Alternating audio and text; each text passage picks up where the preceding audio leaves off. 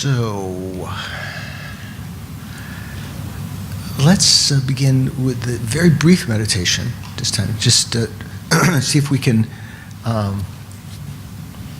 bring back the experience we had of the clarity of the mind through recalling it, through what we call a remembering consciousness.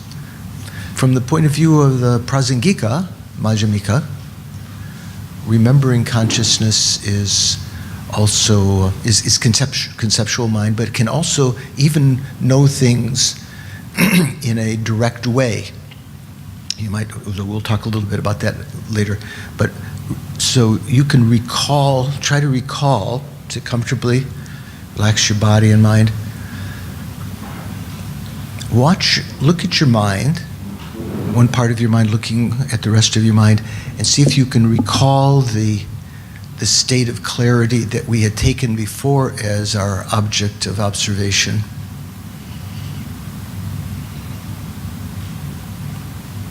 And hold that with mindfulness for a few moments.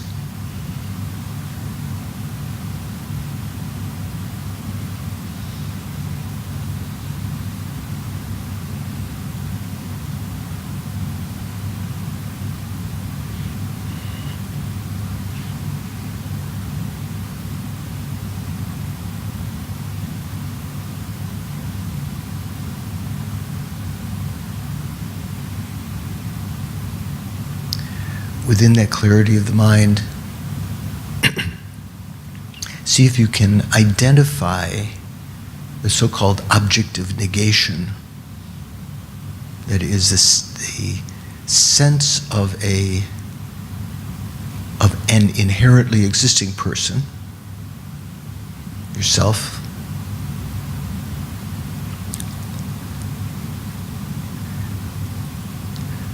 So the appearance to the mind is not the object of negation.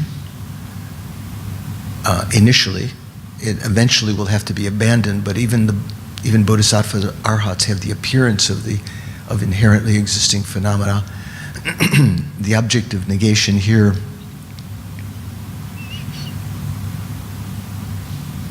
of what we said through logic is the conceived object, as you're observing that sense of I, conceiving it to be inherently existent, as though there was behind that appearance something really substantial, inherently existing there.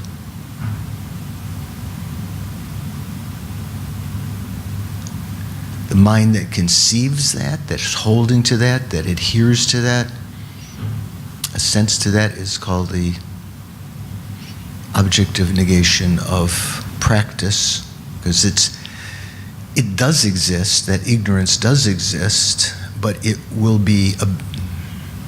negated in the sense of being an object of abandonment, something that you want to get rid of.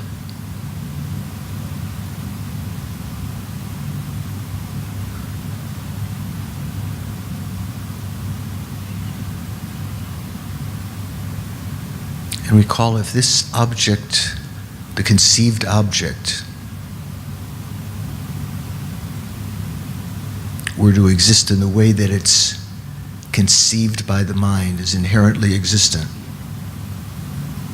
the way that it appears to the mind, also the referent object here,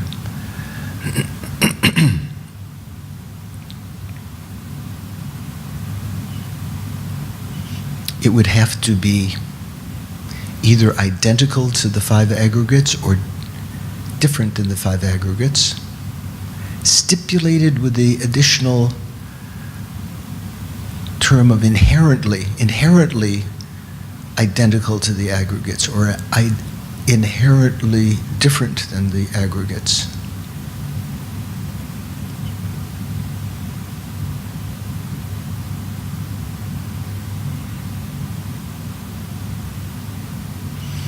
As there are logical fallacies in both positions, such a conceived, inherently existent person does not exist, because if it did exist, it would have to be either one or the other of those two possibilities. It would either have to be the same or different than the aggregates.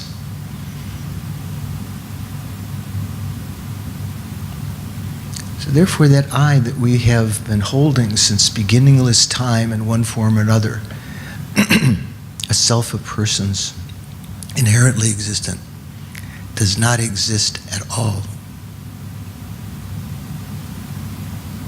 Here we're just negating, merely negating that particular I. We're not negating a conventional I, nor are we affirming anything in its place.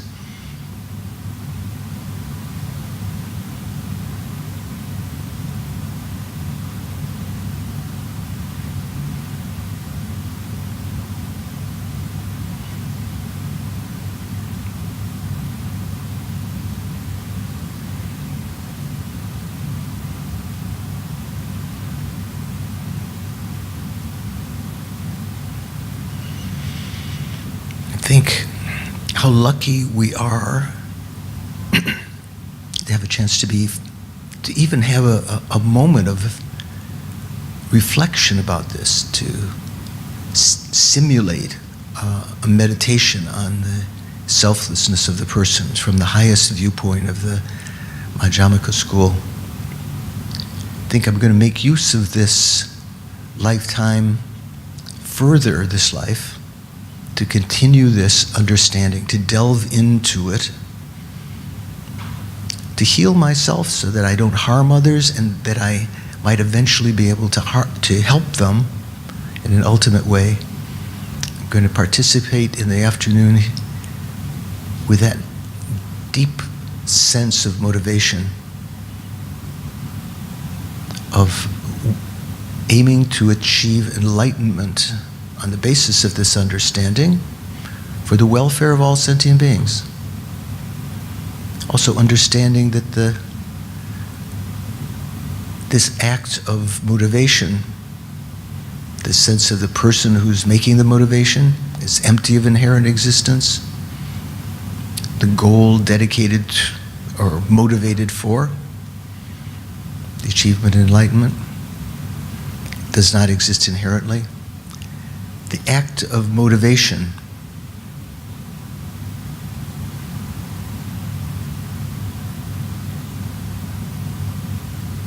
making this strong aspiration to achieve that goal, that also does not inherently exist. They appear to the mind.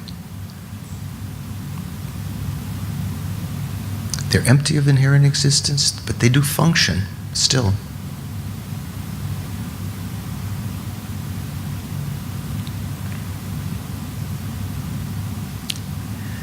And then bring your attention back to present.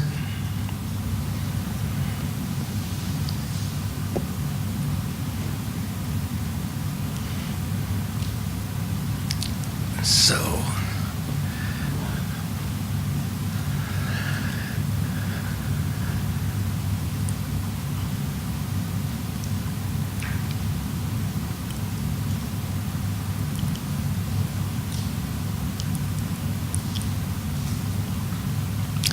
as I was mentioning earlier this morning,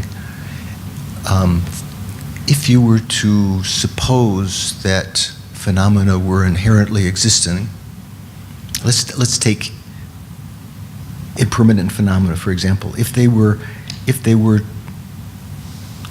to be inherently existent, they wouldn't be able to change. They wouldn't be impermanent. They would have no interaction with others. They couldn't change into the next moment, because one moment, when we talk about impermanent phenomena, one moment of a phenomena acts as the cause of the next moment. If they were inherently existent, those individual moments of the so-called impermanent phenomena would be inherently different. They'd have no relationship to one another. So one moment of consciousness would not necessarily have to give rise to a moment of consciousness, because the next moment of consciousness is inherently different than it. Let's say the second moment of consciousness could have arisen from anything else. All of these kinds of reasonings you can find as you delve into these great texts. There's several kinds of reasonings that Nagarjuna brings up and that other great beings have brought up to prove emptiness. But here's another verse from the same 24th chapter. For whom emptiness is possible, for anyone whom emptiness is possible, for him or her, all is possible. That's the verse. The establishment of the phenomena of cyclic existence and nirvana.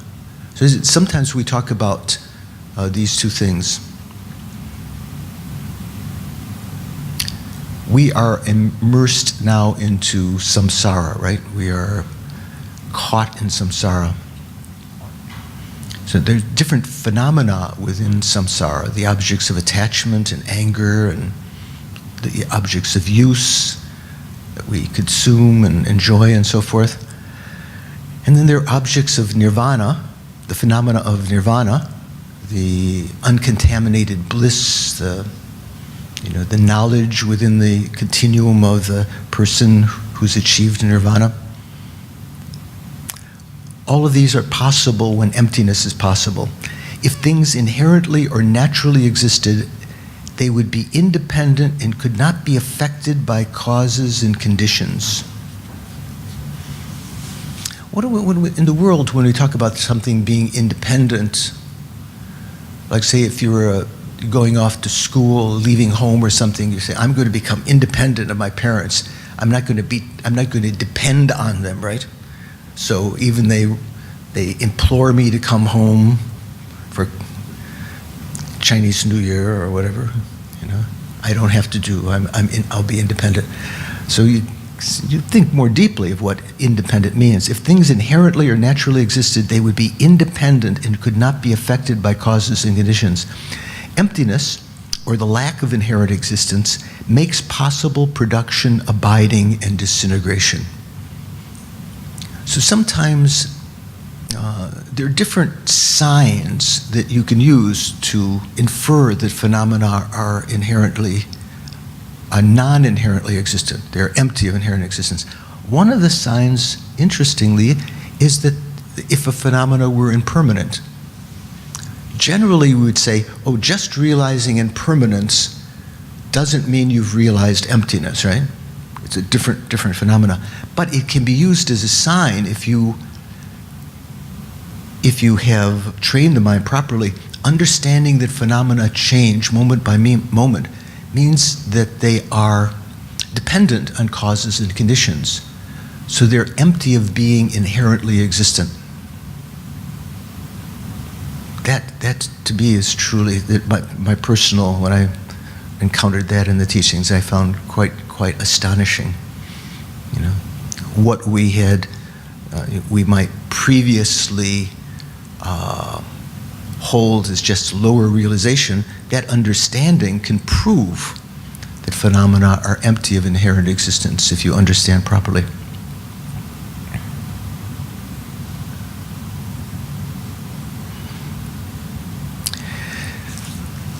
So when Nagarjuna's text was composed, there was only this, he sort of founded what we call the Madhyamaka school of thought, tenets. Nagarjuna and his main disciple Aryadeva are considered to be the, we might say, model Madhyamakas. All of the other Madhyamaka schools accept Nagarjuna and Aryadeva as valid, but they may differ among themselves, like the Svatantrika Madhyamaka and the Prasangika Madhyamaka. And the sub-schools of the Svatantrika, they may have slightly different interpretations of what Nagarjuna meant, but mainly they agree that Nagarjuna and Aryadeva, everything they said was right, perfect, right?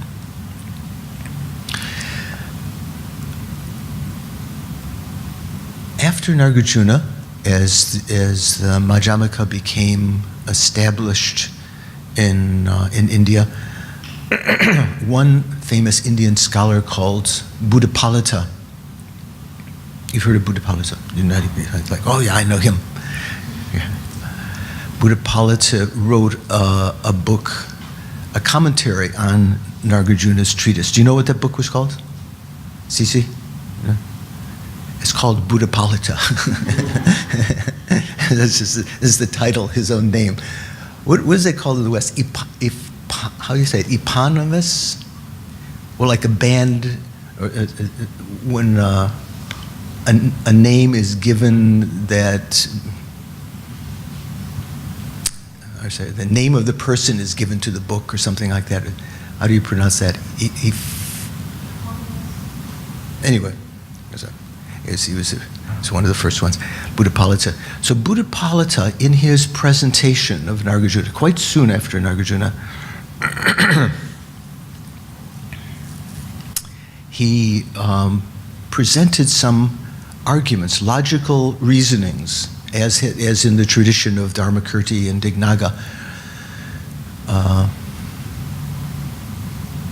that were meant to prove emptiness.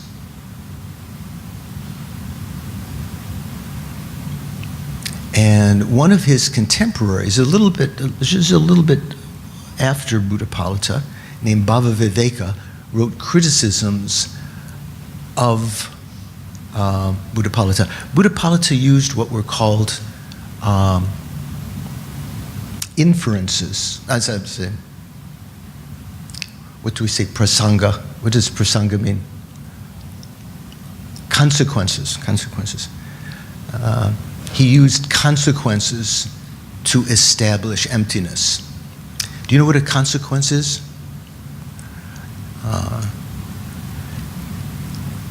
If this is true, then that would follow. The word follow would be in it.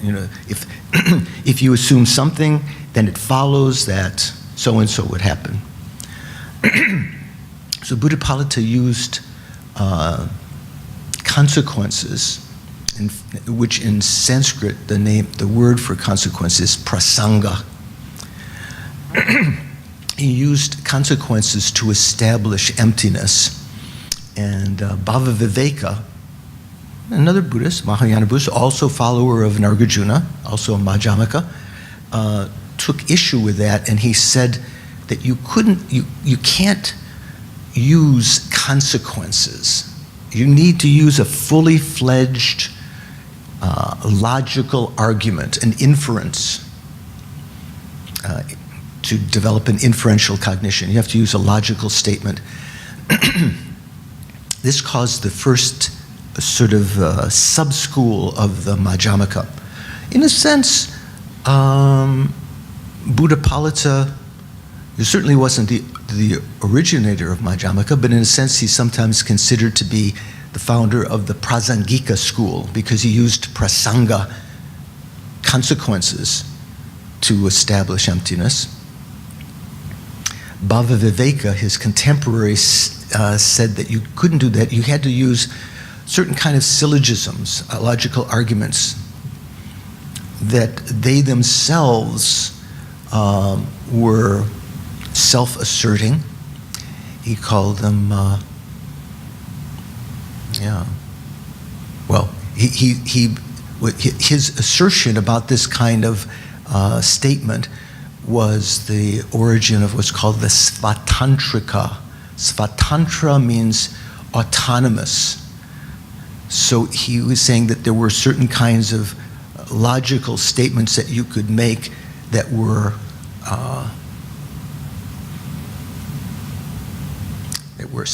Svatantra,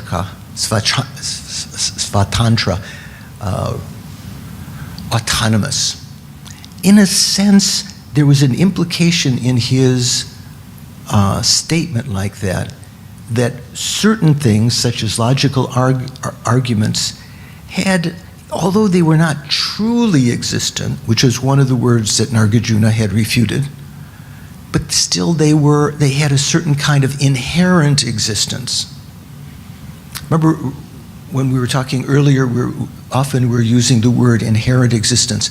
Here we begin to get a difference in the Madhyamikas between the Svatantrika Madhyamika, which Bhavaviveka was proposing, because he was proposing autonomous syllogisms, and the Prasangika, which actually was sort of enunciated in a sense, first founded in a sense by Buddhapalita, because he was using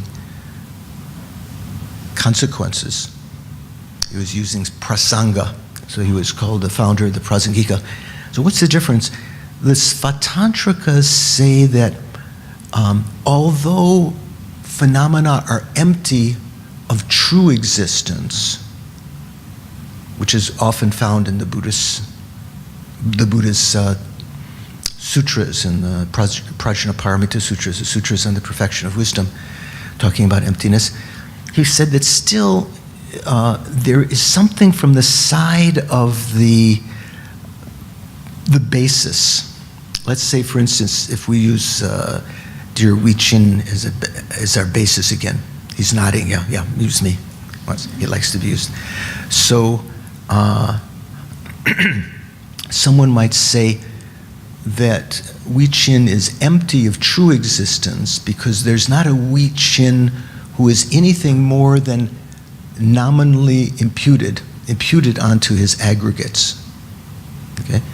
But still, one might say, the Svatantrika would say, still, to impute Wei Chin onto his aggregates, there has to be something from the side of his aggregates which is suitable to be imputed as Wei Chin. Otherwise, I could impute Wei Chin on joy's aggregates. I could say, if there's nothing special about your aggregates, if there's nothing inherently existing there that is suitable to be called Wei Chin, I could call joy completely legitimately Wei Chin. I mean, I could call her Wei Chin anyway, right? I get names mixed up all the time, but anyway. So the Svatantrika then, although they don't state explicitly Bhavaviveka, the implication from their statements are such that they accept a certain quality of existence that the Prasangika does not accept. Prasangika does not accept any kind of inherent existence. They would say that there is nothing inherently in the basis of imputation that qualifies Wei Chin to be labeled Wei Chin. So this is the first kind of demarcation, the first division of the Madhyamaka school into what eventually became called later, they didn't call themselves at this time, later became called Svatantrika Madhyamaka and Prasangika Madhyamaka. So the Prasangika is generally considered by the scholars of most Buddhist schools, the Mahayana schools, to be the pinnacle of the philosophical schools. The followers, of course, both schools, both Svatantrika and Prasangika, accept Nagarjuna and Aryadeva, but the Prasangika take as their original founders Buddhapalita, Chandrakirti, the one who wrote the great treatise on Nagarjuna's text, the Madhyamaka Avatara. Also Shantideva. You've heard of Shantideva? Shantideva is also considered to be Prasangika point of view. So the great Indian saints that we consider to be totally reputable, totally reliable to explain the highest view. Bhavaviveka, although founder of the Svatantrika, even that school was later kind of had variants in it.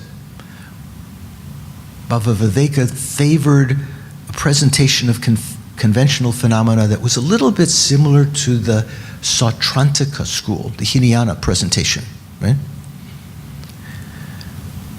So his version of the Madhyamaka, his version of Svatantrika, came to be called the Sautrantika Svatantrika Madhyamaka. It's a mouthful. Can you say that back? Joy? No, you were hoping I was calling us. Say that 10 times very fast. Sautrantika, remember the S-A-U-T-R-A, Sautrantika, Svatantrika. There's no R in the second one. Svatantra means autonomous. So the Sautrantika, Svatantrika. Sva, S-V-A, like self, like when we talk about svabhava, self, nature. Svatantrika.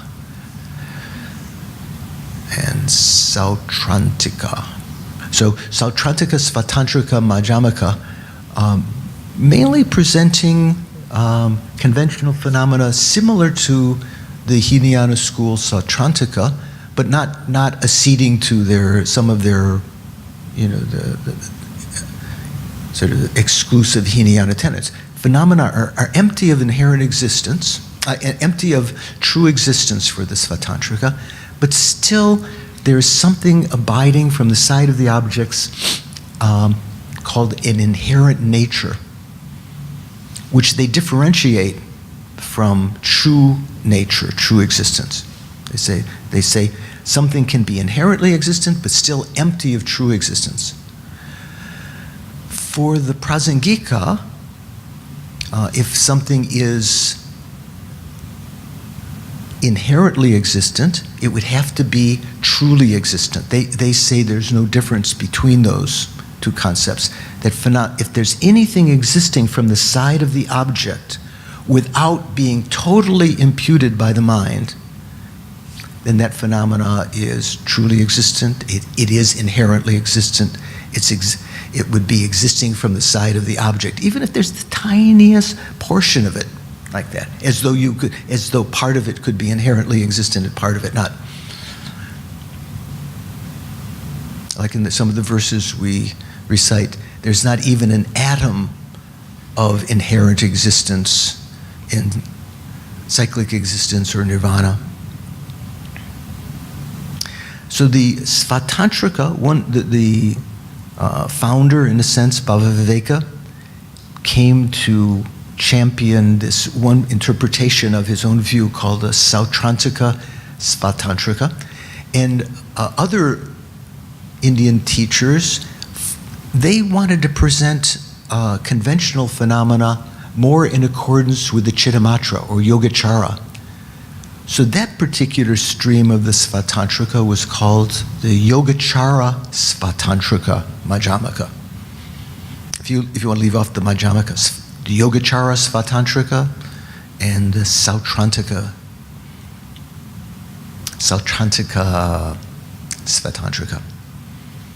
So the Yogacara Svatantrika, they actually propose that there is a kind of grosser emptiness than the emptiness of true existence. Because for the Sautrantika version that Bhavaviveka proposed, phenomena are empty of true existence, right? He doesn't say empty of inherent existence. He said that, in fact, the Sautrantika Svatantrika say any sutras that use the word, if the Buddha had used the phrase empty of inherent existence, the Buddha didn't really mean that, he said. That was an interpretive teaching. The Buddha didn't really mean that. He meant that for some people like those those lame prasangikas. I'm being facetious. The people who thought that everything was totally, there was no inherent existence at all. So for the Yogacara Svatantrikas, there is a grosser kind of emptiness, like the Chittamatra emptiness. Do you remember the Chittamatra emptiness? Do you remember what that was? Do you know? Pardon?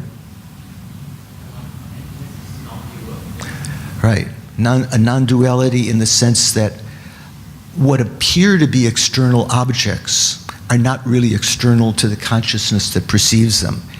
The term is that there is an emptiness of, let's say, form and form-realizing consciousness, an emptiness of them being different substances. Or to put it in other words, they both come from the same substance, one imprint, bija or seed or imprint in the mind that gives rise to both the subject mind that perceives something and its object, so that objects are chittamatra, mind only. Remember that when we talked about the Chittamatra school, chittamatra means mind only, or only mind. It doesn't mean that the objects are mind. It means that they are the nature of the mind. In the same way that, let's say, thoughts in your mind right now, when we do our meditation on the clear light nature of the mind, if thoughts arise to your mind, mental image, those mental images or thoughts are not mind. If they were mind, what's the characteristic of mind? That which is clear and knowing. Those thoughts themselves don't know anything else. They are the entity, the nature of the mind. In that same way, for Chittamatra, objects are Chittamatra, are mind only, in that they are not minds themselves, but they are the same nature of the mind. From one seed on our consciousness, when it ripens, one half of it ripens as a subject, one half of it ripens as an object. So the subject and object are simultaneous. Remember we mentioned when we talked about Chittamatra, they propose a simultaneity of cause and effect that is possible. Not all causes and effects are simultaneous, but that the consciousness that knows an object knows the present object right now. Whereas other schools say, no, a consciousness always knows the preceding moment of an object, right? So these two schools of Svatantrika had their adherents, the Sautrantika and the Yogacara Svatantrikas. The followers of Buddhapalita, like Chandrakirti and Shantideva, proposed this other, or followed through with what they understood Nagarjuna's real intention was. That phenomena not only were empty of true existence, they were empty of inherent existence. There was nothing from the side of the basis that inherently endowed it with the capacity to be called something. Phenomena appear due to our karmic instincts, the karma that's embedded in our mind stream, and how our mind reacts to those appearances. From the point of view of Prasangika, phenomena appear, even to our senses, to be truly existent, to be inherently existent. And our mental consciousness goes along with that. For the Svatantrika, do you know? For the Svatantrika, do phenomena appear to be truly existent? In the same way that the Prasangika, for Prasangika we say all phenomena appear to be truly existent, right? That means not just to your eye, even when we say appear, they're observed, the ear seems to think that sounds, how to say? When you talk about appearance with visual consciousness, it's a little more easy to say, but even sounds and smells and tastes and tactile objects appear to be truly existent for the Prasangika. How about for the Svatantrika? You remember, have you studied? Is that part of your what you're studying for the final exam? Is that something that's come up? What do the Svatantrikas believe? No. So I'm not sure what you're saying. No, you're saying, no, I don't want to answer, or what are you saying? No, I don't want to answer. What about you?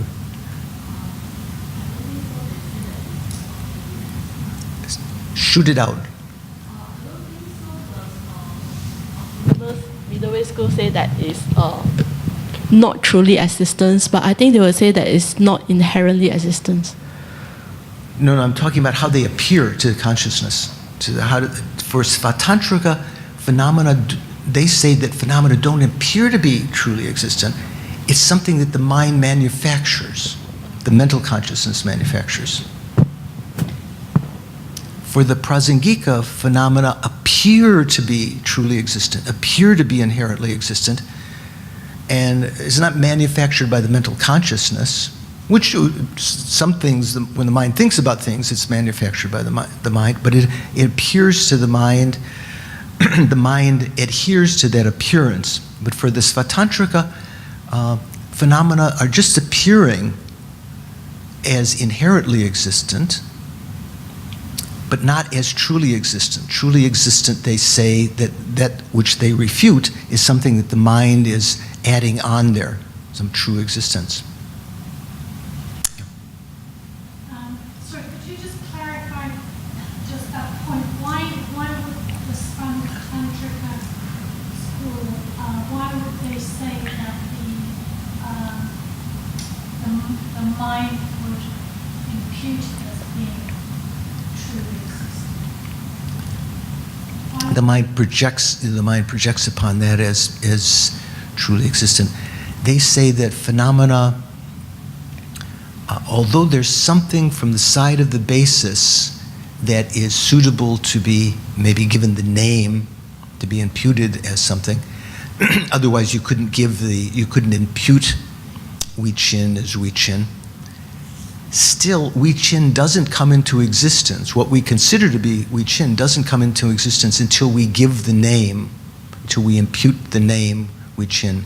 For them, true existence would be a Wei-Chin that existed truly without the need to be imputed. Even though there is an inherent existence of his basis, the basis of imputation of Wei-Chin, that's inherently existent, still the conventional phenomena of Wei-Chin has not yet been established until you impute the name Wei-Chin upon it. If there were a Wei-Chin existing without the need to impute the name Wei-Chin, that would be something that was truly existing, a truly existing thing.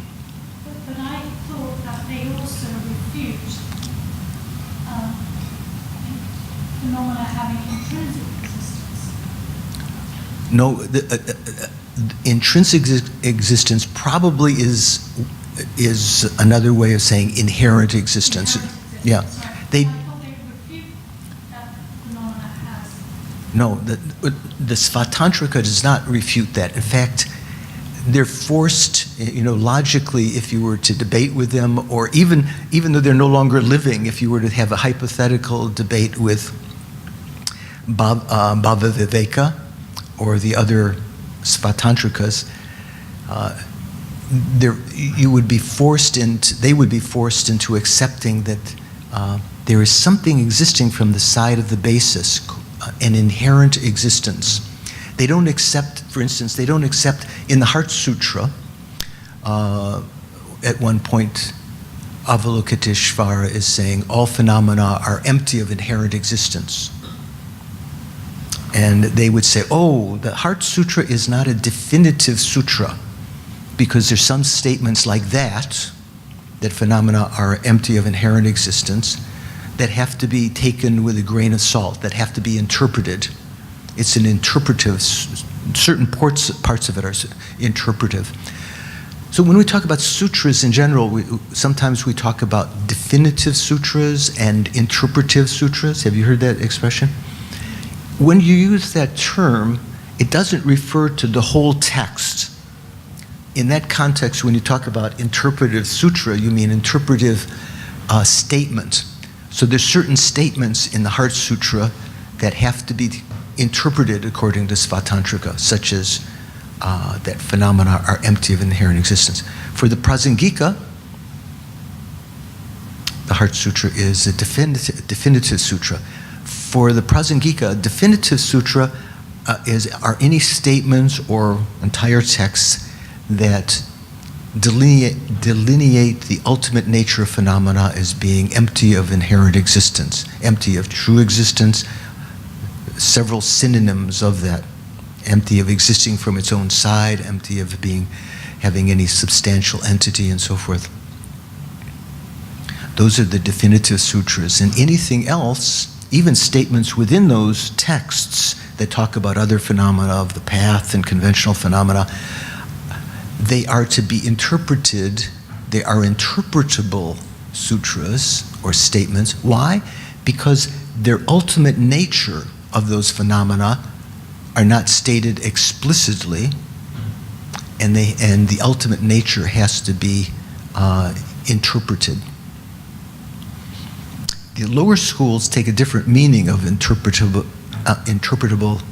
and definitive sutras. Some of the systems say definitive sutras are those that can be taken literally. Right? That's definitive. The Buddha meant what he said. And interpretable sutras are those where the Buddha, like when the Buddha said, father and mother are to be killed. And have you heard that? Buddha said, father and mother are to be killed. Who did he say that to? Jeffrey, do you know? King Ajatasattu?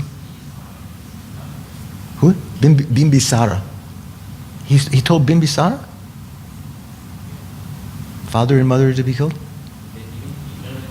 What about his son Ajatasattu? Ajatasattu was, yeah. And he's the one who killed his father, had his mother killed, caused schism in the Sangha, at the instigation of who? Devadatta, right? The naughty disciple of the Buddha. So Ajatasattu was totally despondent when he realized what he'd done and was committed, contemplating suicide, and the Buddha told him, Shakyamuni came and said, father and mother are to be killed. But what was that? That was an from the Prasangika point of view, that's an interpretable sutra, a statement, right? What did he mean by that? Yeah. Karma and delusion are to be negated, to be eliminated, to be killed, killed off. So that would be for some of the schools, that would be an interpretable, some of the lower schools also, that would be to be interpretable. The Buddha didn't mean what he said explicitly.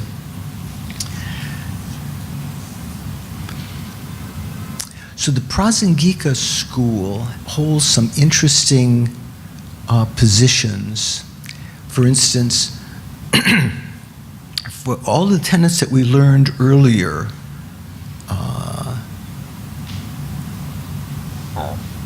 if you have a direct perception of emptiness, a direct perception, that has to be something which is non-conceptual, right? Remember what direct perception means? Usually when we talk about the senses, we talk about the senses as all being direct perceivers. That is, they don't deal with the mental image. The mental consciousness can function both as a direct perceiver in some rare circumstances when you have the ability to perceive something directly with the mental consciousness. Generally, it deals with the process of thought, conceptual thought. And it knows things via mental images. So for when we talk about the initial understanding of emptiness, we say the initial understanding of emptiness is something via a mental image before you have a direct perception of it, right? Do you recall? You know what I'm talking about? Mental, and then subsequently, if you have a direct perception, you may have subsequent moments of that direct perception. Some of the lower tenets would say if the subsequent moments of a direct perception are no longer valid because they're not fresh, but as you go higher in the tenets, we would say it doesn't, the perception doesn't have to be fresh to be valid. It just has to realize its object. For the Prasangika, if you have a conceptual understanding, correct realization of emptiness, conceptual realization of emptiness,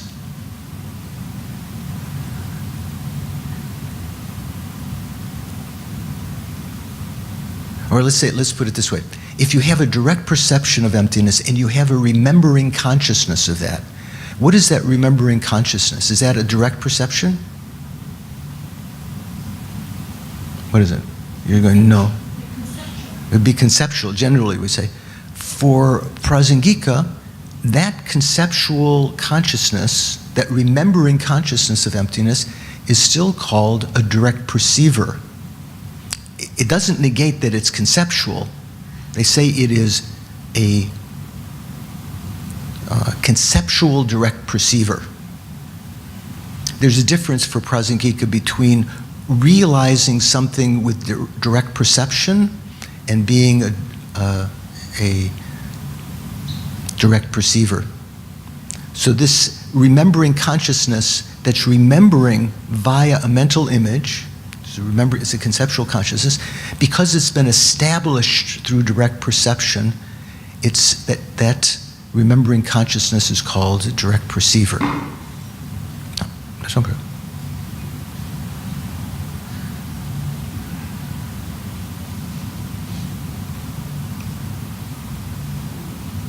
Let's see.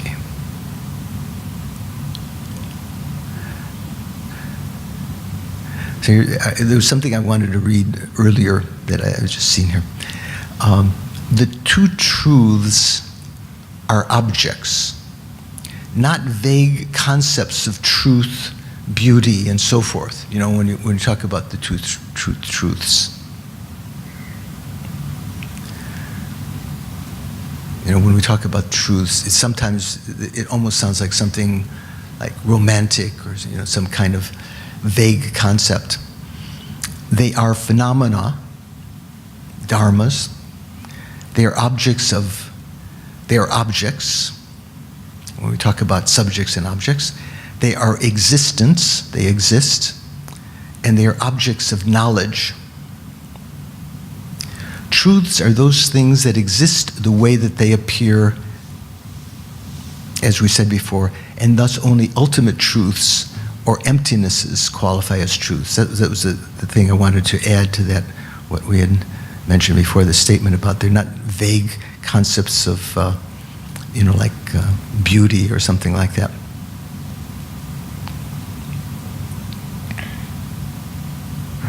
Okay, let me go back here to this other text.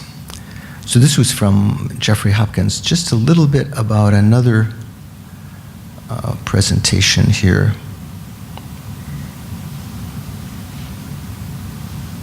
Different, okay.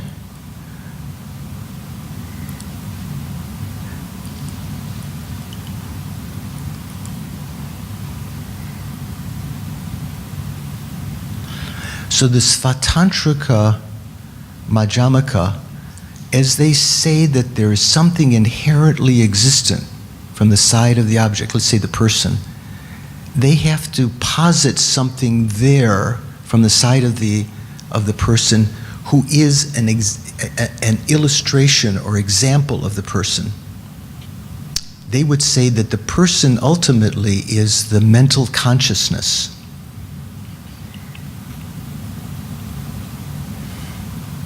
Let's say which one are we talking about here? Is this Yeah, just Svatantrika in general. Svatantrika, both the Sautrantika and the Yogacara Svatantrika, I think, assert mental consciousness as the point of reference of person, and also accept, the Sautrantika Svatantrika accept the collection of 6 consciousnesses. Although Sautrantika Madhyamaka does not assert self-cognizing direct perception, remember when we talked about self-knowers? Who accepted self-knowers? Did the Vaivashika accept self-knowers? No, the Sautrantika mainly. When you get up to the Sautrantika Madhyamaka, they do not accept self-cognizing consciousness, but what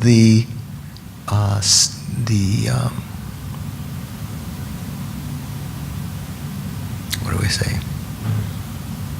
Yogacara Svatantrika does accept self-cognizing direct perception.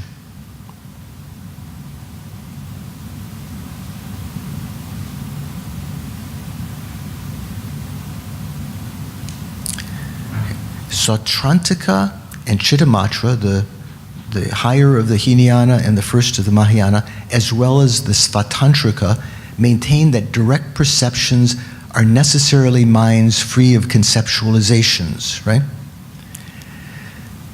They assert that subsequent cognizers are necessarily non-valid cognitions, and that minds that are deceptive with regard to their objects are necessarily mistaken minds.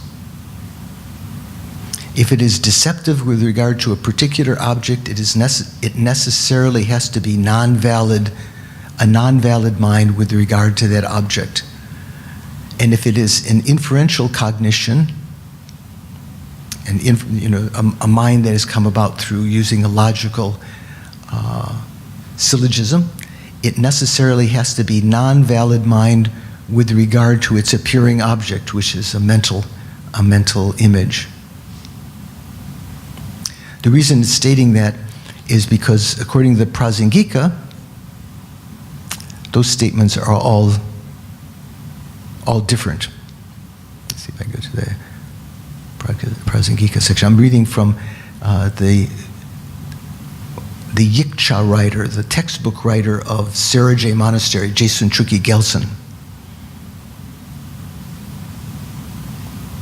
Let's see if he has the same outlines here.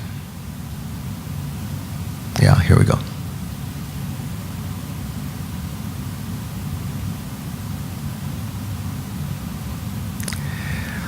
So this is talking about subjects.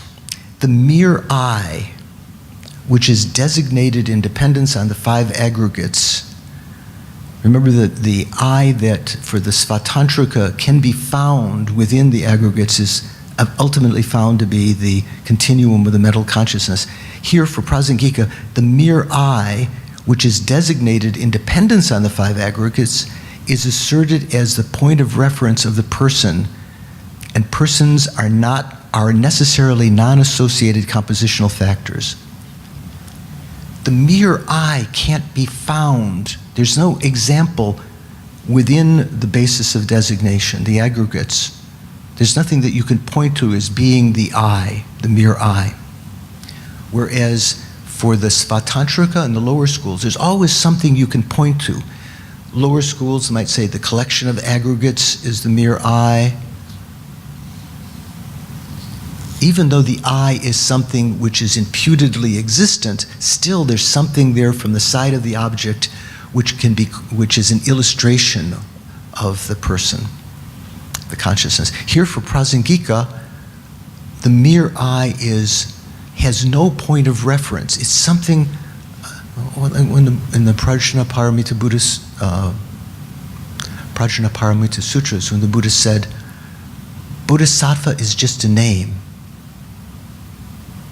There's nothing from the side of the Bodhisattva.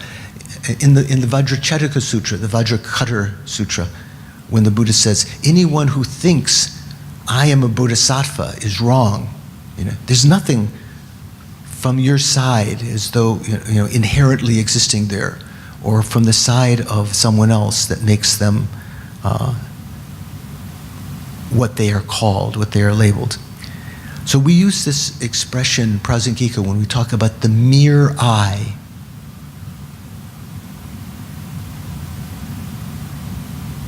The mere I. So the I that is merely imputed, it's a very, just like rainbow-like, just it is very, there's nothing findable there from the side of the object.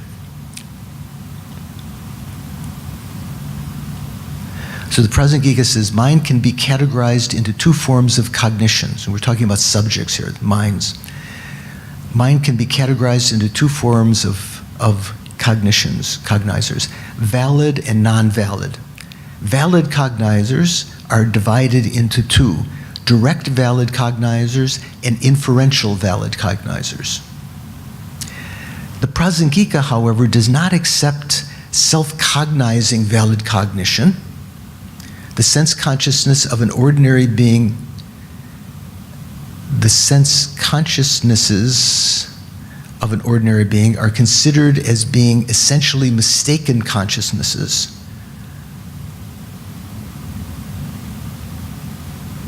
Why are they mistaken? Why are our sense consciousnesses mistaken? If I know blue, which is actually blue, they're called mistaken cognitions or cognizers because they are perceiving something that appears to be inherently existent, whereas it is not.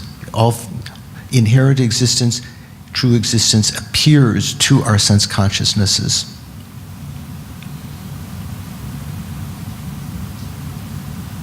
Mental consciousness and yogic direct valid cognition can be either mistaken or unmistaken consciousness. So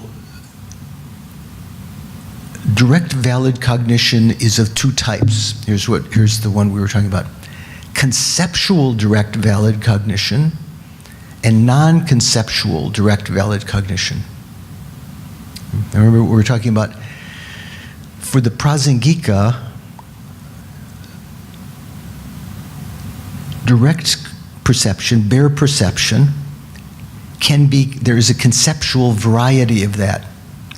The second moment, for instance, the second moment of an inferential perception that cognizes sound as impermanent, and a recollection that recollects a corresponding image of blue that is earlier seen by a sensory direct perception that perceived blue, are examples of conceptual direct valid cognition.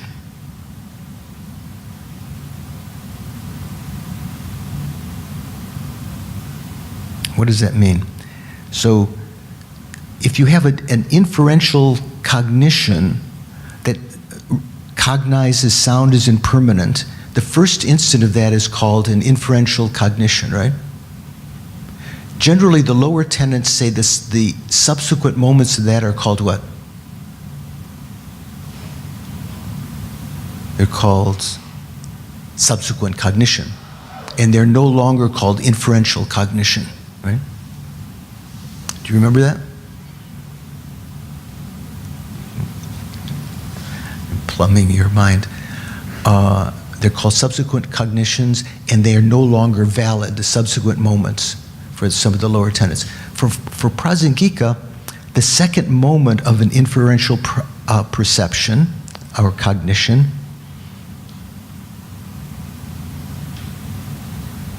is an example of a conceptual direct valid cognition. It is valid in that it knows, the second instant of that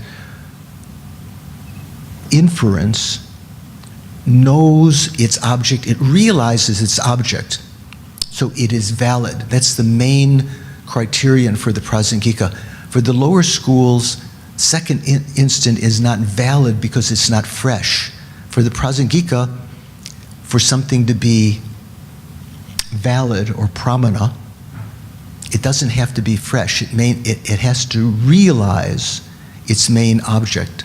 So the second instant, third instant, fourth instant of an inferential cognizer still realizing its object is valid,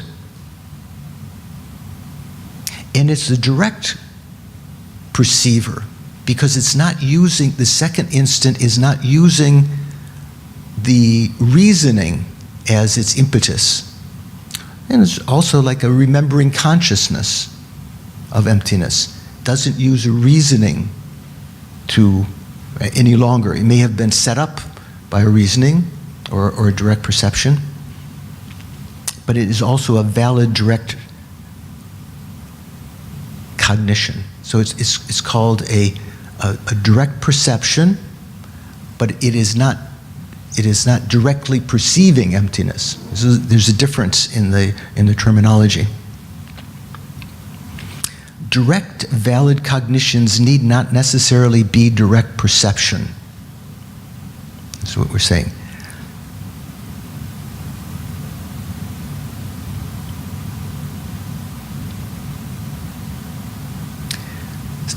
Subsequent cognizers are necessarily direct valid cognizers. What does that mean? Anything, when we talk about subsequent cognition, subsequent cognizer, it means, it refers to a particular kind of knowing. When one instant of something has known something, has realized something, either through direct perception or through inference. So the first instant might be called an inferential cognition, or it might be a direct perception of something. The subsequent moments of that are called subsequent cognizers. Subsequent cognizers always realize their object because that term subsequent cognizer only is referring to something which has previously been realized.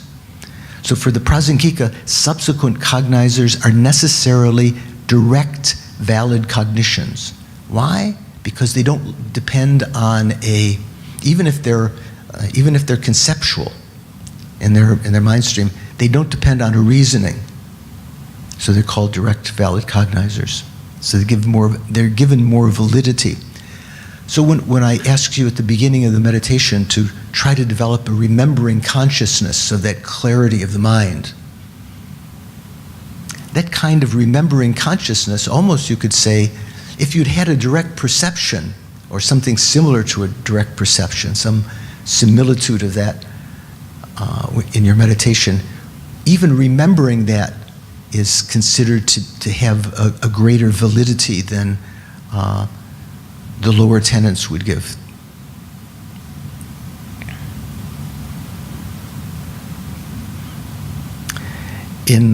Generally, when one studies these schools of tenets, one might spend many weeks talking about the Prasangika. So here we have just very, very short time, so not much time to go into detail about all of the different subtleties of it. Let me see if there's something else that I wanted to share here. Oh yes.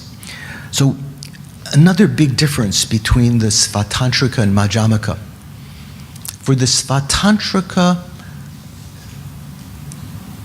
they propose that there is a selflessness of persons and a selflessness of phenomena, just as the same names are given for the Chittamatra, right? The selflessness of persons, selflessness of phenomena. For the Chittamatra, do you remember what the difference was? Selflessness of persons was what? The lack of a self-supporting, substantially existent person.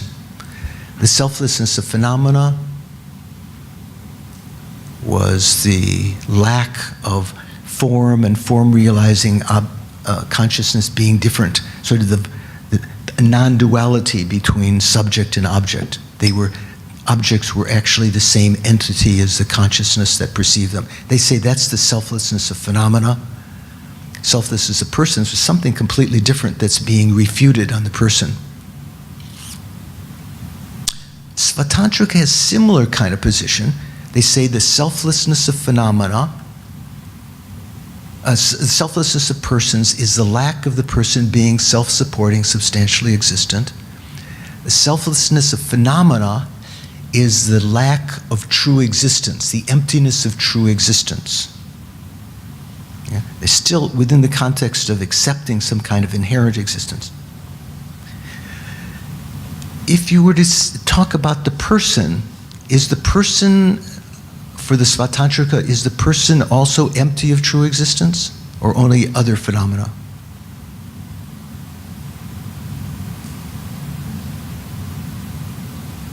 Person's also empty of true existence for Svatantrika. Is that called the selflessness of persons for the Svatantrika? Svatantrika. No, that's called this, even though it's on the person, it's called the selflessness of phenomena. Because for Svatantrika, the differentiation between selflessness of persons and selflessness of phenomena is based on what is being refuted. What is being refuted on the person? You could refute two things on the person. You could refute the person being self-supporting, substantially existent, or you could refute the person being truly existent. In one case, you're realizing the emptiness of the person or selflessness of the person. The other case, even though you're using the person as the example, you're realizing the selflessness of phenomena.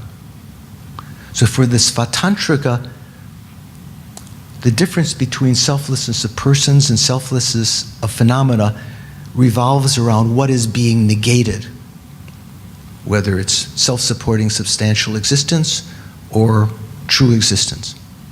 For the Prasangika, however, Prasangika does not accept this emptiness of the lack of a self-supporting, substantially existent person as being the subtle selflessness of persons.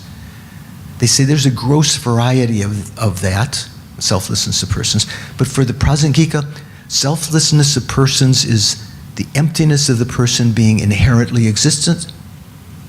The emptiness of phenomena is the emptiness of phenomena being inherently existent. The same thing is refuted on both the person and phenomena. So what's the difference between selflessness of persons and selflessness of phenomena? It revolves around what the basis is. The emptiness applied to the person is called selflessness of persons. Emptiness applied, the wisdom of emptiness applied to other phenomena other than the person is called emptiness of phenomena. So that's a big difference between the Svatantrika and the Prasangika. Did you catch that? No? Okay. Why do you need to differentiate between person and phenomena? Why does phenomena not embody person? So when within the pair, person, say if you talk about emptiness of persons and phenomena, generally persons are phenomena, right? No doubt. But when you differentiate selflessness of persons and selflessness of phenomena, the Buddha gave in many contexts. In that context, when you talk about phenomena, you mean all phenomena other than persons. When you say emptiness of phenomena. Say, for instance, in the lower schools, in the Theravada, there's generally not talked about a selflessness of phenomena. Generally, you talk about selflessness of persons. You don't even talk about selflessness or emptiness of phenomena. If it does come up, one can say, this cup of water, or let's say this cup of coffee, I better drink it while it's still got some warmth. It doesn't have any warmth. It's empty of warmth. This cup of coffee is empty of being an object of enjoyment by a self-supporting, substantially existent person. Therefore, you could refer to that as being its emptiness of phenomena. That's stretching it a bit, but that's some people who interpret the some of the Hinayana tenets that way. They say you could say that there's an emptiness of phenomena. Some commentators in the Hinayana systems have referred to that phenomena are not objects of use or enjoyment by a self-supporting, substantially existent person. So in that sense, they are empty. But from the Prasangika point of view, when you talk about the Mahayana schools, the Chittamatra and the Madhyamaka, Chittamatra initially, of the two schools, proposes emptiness of phenomena now as something very distinct than emptiness of the person or selflessness of the person. Chittamatra says the selflessness of phenomena refers to not the fact that it's not an object of use by a self-supporting, substantially existent person, but that phenomena are empty of being different entities from the mind, that they are the same, that they are chittamatra, that they are the nature of the mind, and the perception that phenomena are out there somewhere different than the mind, cut off from the mind, that is an illusion, that phenomena are actually the nature of the mind. So they call that the selflessness of phenomena, and the selflessness of persons they accept the same as the Hinayana schools, the lack of a self-supporting, substantially existent person. Then we get to the Madhyamaka. The Madhyamaka says the lack of a self-supporting, substantially existent person is not considered to be the subtle selflessness of persons, as the other schools accept. Almost all the other schools.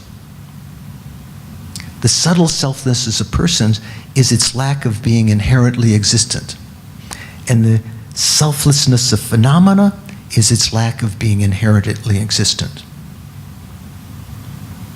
So when we say phenomena, in this context, we mean phenomena other than the person, because that's how it's initially brought up. In general, persons are phenomena, but when you consider them in that pair, selflessness of persons and selflessness of phenomena, when you talk about selflessness of phenomena, you're talking about phenomena other than persons. Say, for instance, when we talk about the view of the transitory collection,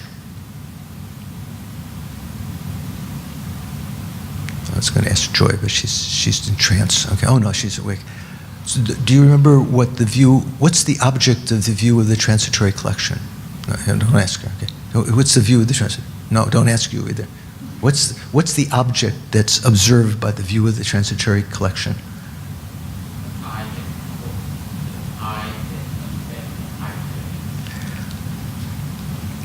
So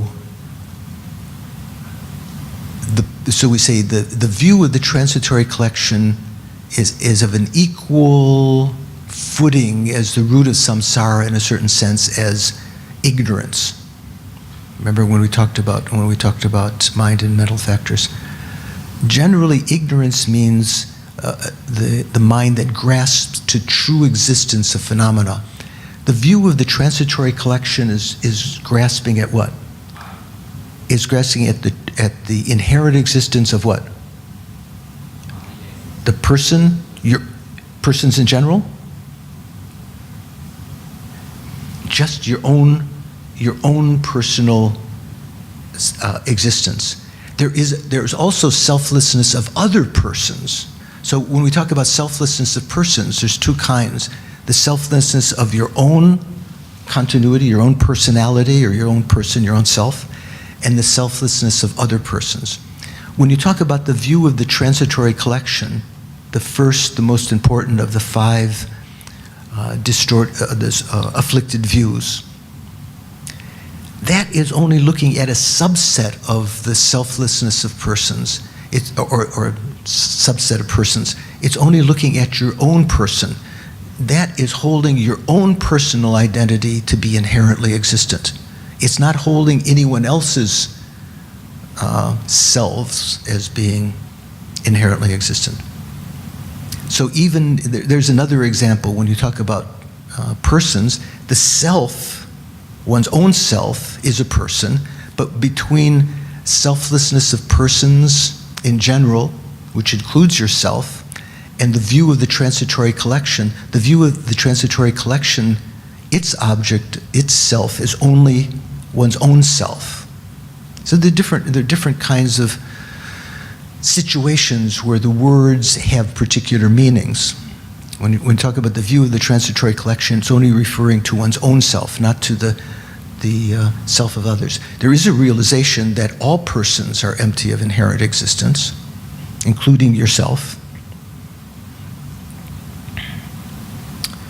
So let me read here. The two types of selflessnesses, that means what? Selflessness of persons and phenomena, are distinguished from the point of view of their existential base, and not on the basis of their objects of negation. This is for Prasangika. What's the existential base? The selflessness of persons is so called because you're taking the person as the base to apply selflessness to. When you talk about selflessness of phenomena, it's called that because you're taking phenomena as the base, but you're refuting the same thing on both bases. You're refuting inherent existence. Whereas in the Svatantrika and lower schools that still talk about selflessness of persons and phenomena, it's the object that's being negated that's different. Here in Prasangika, the object that's being negated is the same in both cases. Whereas for the Svatantrika, in one case for persons, you're negating the selfless, that the person is being self-supporting, substantially existent. For the phenomena, you're refuting that it's being, let's say for the case of Svatantrika, truly existent. Right?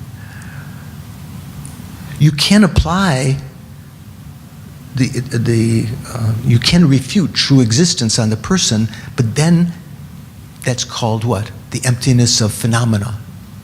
It's not called the emptiness of the person, because emptiness of phenomena, emptiness of person, selflessness of person, selflessness of phenomena depends on what's being refuted for the Svatantrika. Whereas for Prasangika, it doesn't depend on what's being refuted. The same thing is being refuted.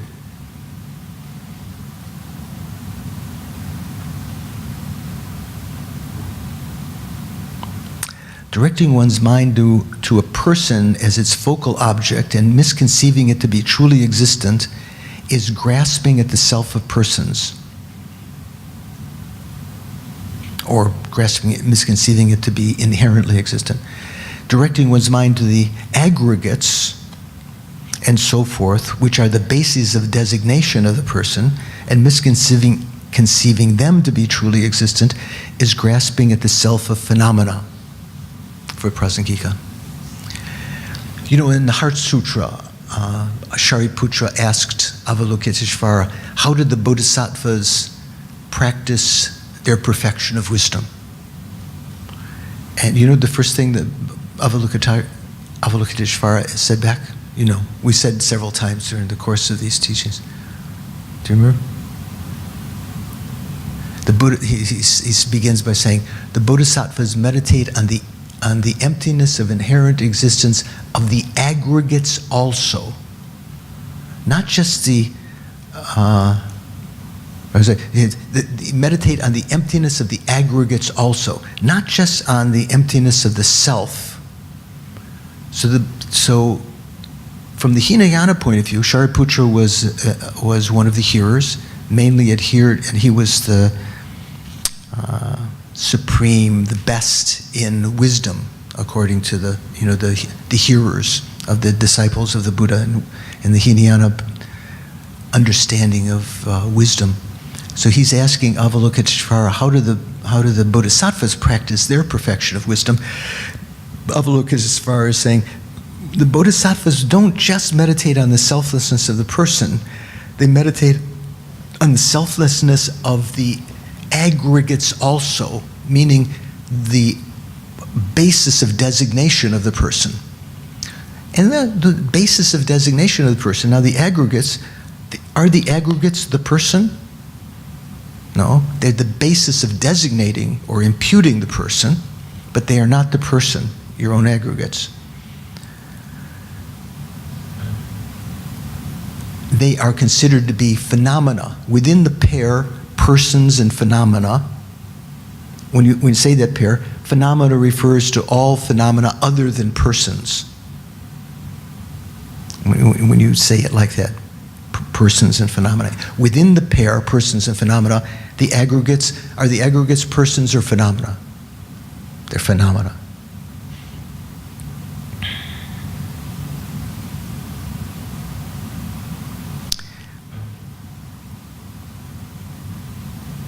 So another distinction, another big distinction is that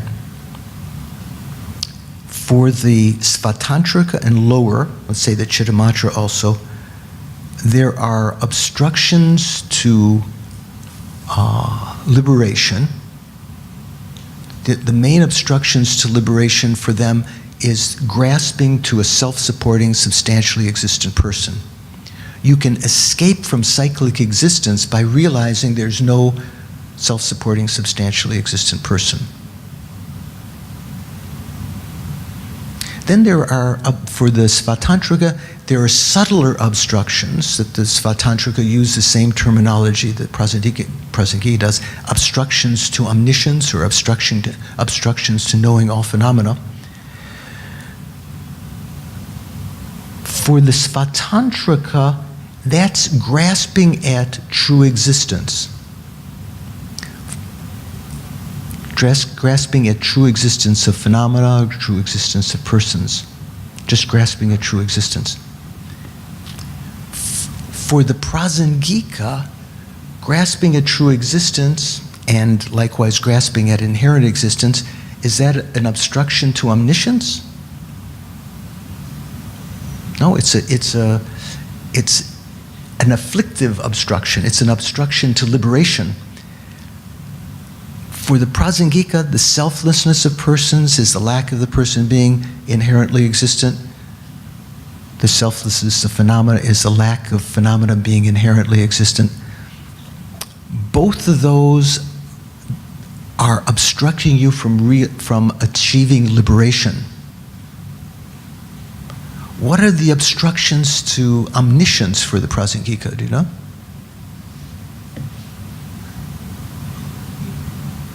Well, we say imprints, like the example you've probably heard many times. Here in Singapore, a good example is, two good examples. Durian, or a bowl of durian, or a bowl of garlic, peeled garlic. If you toss out the garlic from the bowl, the garlic is sat in the bowl for some time, or a package that you bought from the market, those little white or black plastic things, sat in your refrigerator for several days. You take off the top plastic layer, you toss out the garlic into another bowl to be chopped up or something. If you smell that plastic container, even after the garlic has been tossed out, it still smells like garlic, right? It's sort of permeated that bowl. So from the point of view of Prasangika, the delusions in our mind, the afflictions in our mind, have existed since beginningless time. They have left imprints in our consciousness. Even when the delusions have been eliminated, even when grasping to true existence of inherent existence of persons and inherent existence of phenomena, even when those are abandoned, there still is an instinct of them in the mind. Originally, that's one of the manifestations of that at the very early stages of the path, is what we call self-cherishing thought. Remember? Self-cherishing thought is different than self-grasping, right? The two different things. Do you know the difference? Do you know the difference between two? Self-grasping and self-cherishing? No. Joy, do you know? No. Okay, you're off somewhere else, right? Okay. You're listening partially, or you're off in the pure. I think her mind is in one of the form realms or something right now. Her body is here. So. Is self-cherishing just putting oneself before others? Right, and that from from a Buddhist perspective, that's the main obstacle to developing bodhicitta at the beginning. What we call the tendency to consider one's own self more important than others, to cherish oneself more than one cherishes others. Like, when the last piece of durian ice cream is on the plate, you look around, no one's looking, take for yourself. Because of self-cherishing. Right?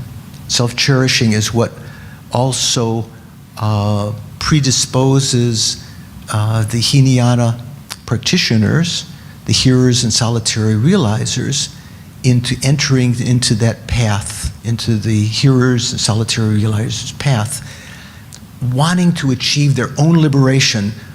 Even they have compassion for other sentient beings, but the self-cherishing attitude has not, that individual who enters into that path from the beginning hasn't meditated on overcoming that self-cherishing attitude, so they let it run. Even as they follow that path, even when they've eliminated the delusions from their mind, there still is that self-cherishing, the smell of the self-cherishing thought, the imprint of that in the mind. For the Prasangika, that imprint in the mind, not only of self-cherishing, but other things, more subtle things, like the appearance that phenomena exist from their own side, that they're inherently existent, that appears to the consciousness, even of bodhisattvas on the 8th, 9th, and 10th bhumis, even to our Hinayana arhats. That appearance to the consciousness that phenomena appear to be inherently existent, that's also called an obstruction to omniscience. It's an imprint from having been familiarized with this since beginningless time. So for the Svatantrika, here's another difference between Svatantrika and Prasangika. For the Svatantrika, the liberation, the obstructions to liberation is the grasping to a self-supporting, substantially existent person. You can get out of samsara by realizing that, they say. Prasangika says, no, that's not sufficient. For the, when we talk about the other thing, the grasping for true existence, the Svatantrika says that's an obstruction to omniscience.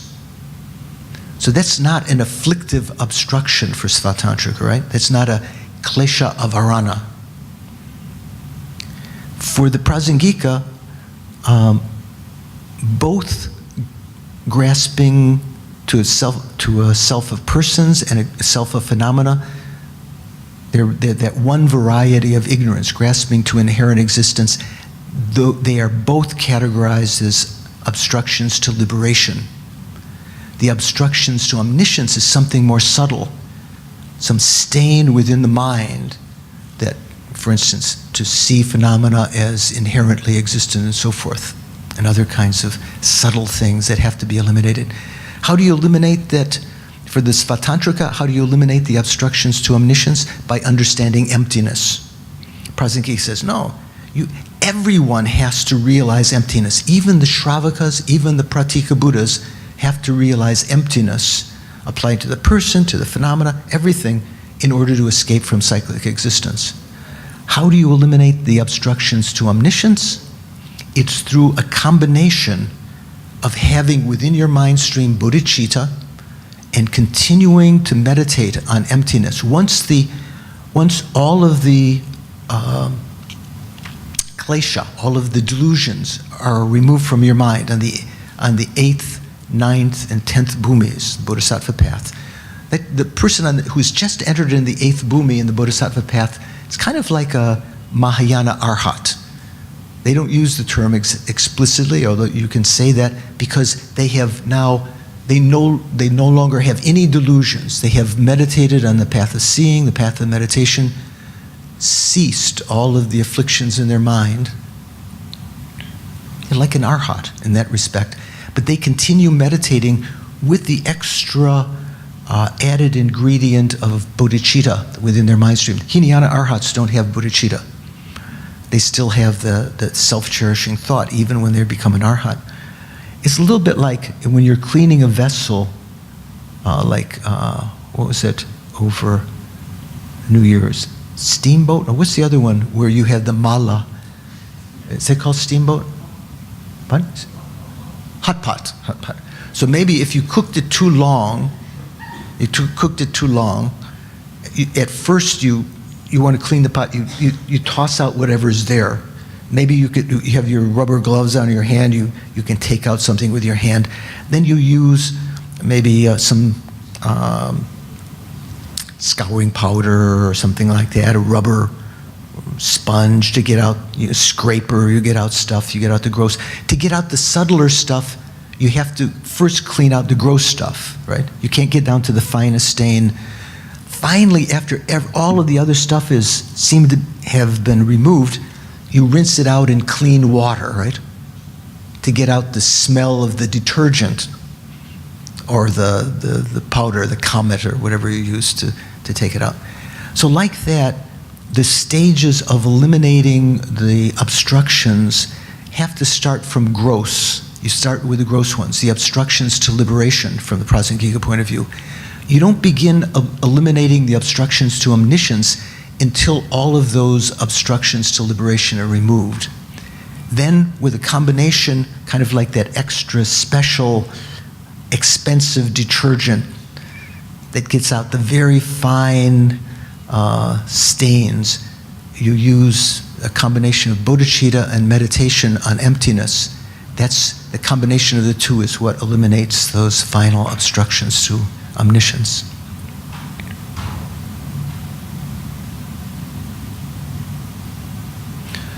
We still have a little time, right?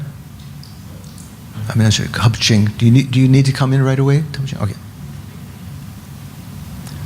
Okay, we still have half hour, I think, right? Okay, just checking. I get mixed up all the time. Okay, so that's another big difference between the Svatantrika and the Prasangika Madhyamaka. There are a lot of different differences between the two.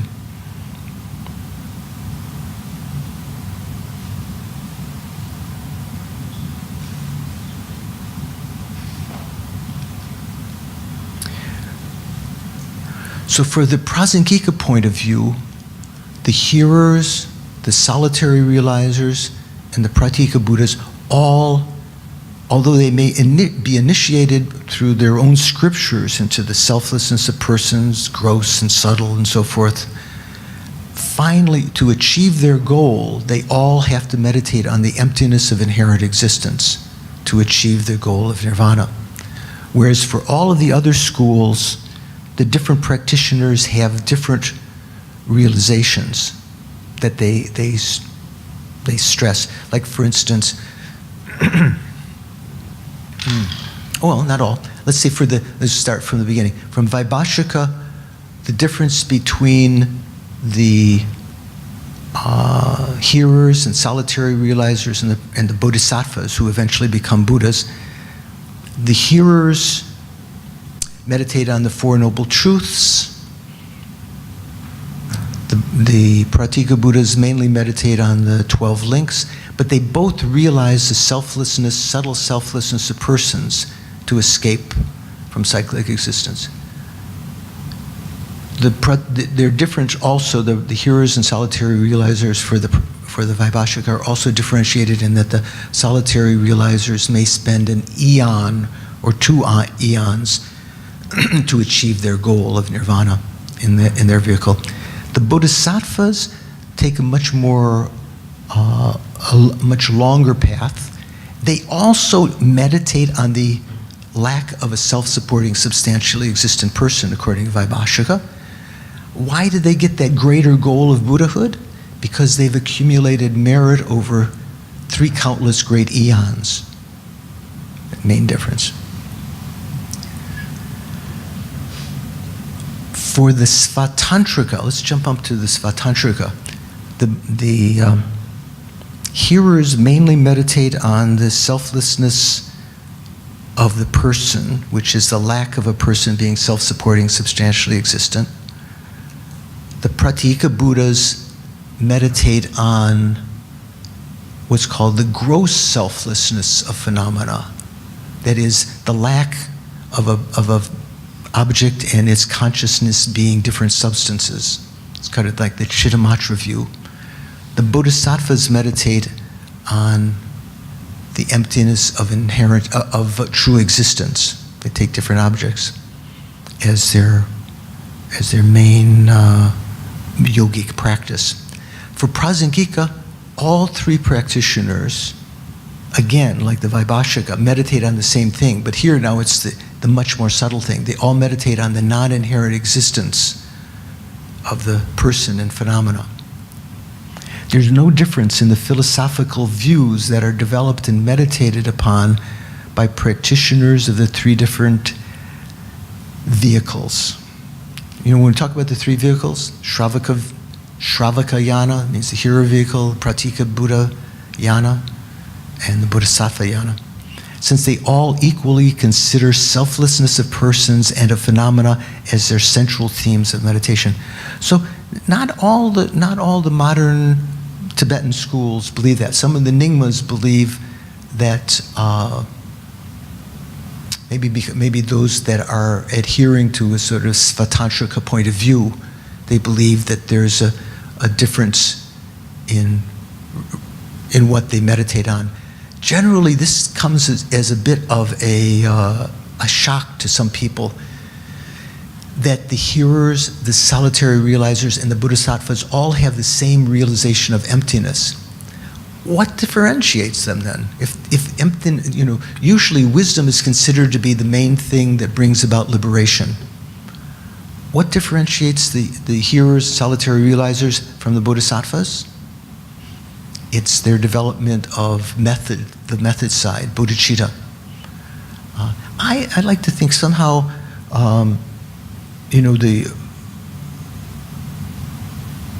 right now we have, because of our grasping to our self-identity and self-cherishing thought, the winds that are the vehicle of our mind are somewhat limited to our body. When the bodhisattvas that have clairvoyance can know other people's minds, even arhats that can have clairvoyance, maybe the winds that are the mounts of their consciousness can expand from their body, like the Buddha's aura to a certain degree.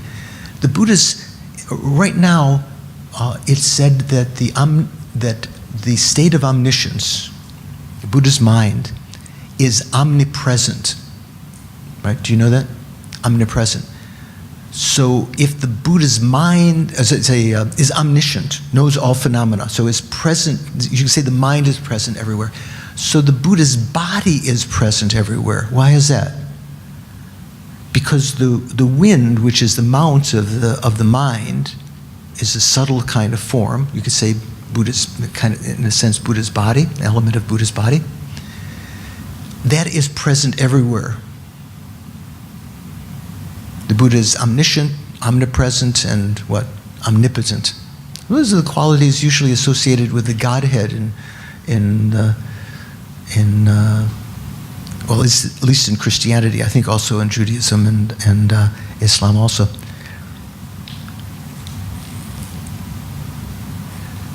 So the Buddha's mind has expanded to the extents of reality, wherever there are phenomena, and his body expands there. Whereas our winds in our mind are more localized here. I think I've heard from the Lama Sama that this opening your mind and developing compassion for others, starting to to generate empathy for them, is in a sense purifying that your mind goes out more toward others. For the Hinayana practitioners who still have self-cherishing thought, although they realize emptiness, they may consider sentient beings, but their mind doesn't go out with that same kind of altruistic intention to eliminate their suffering.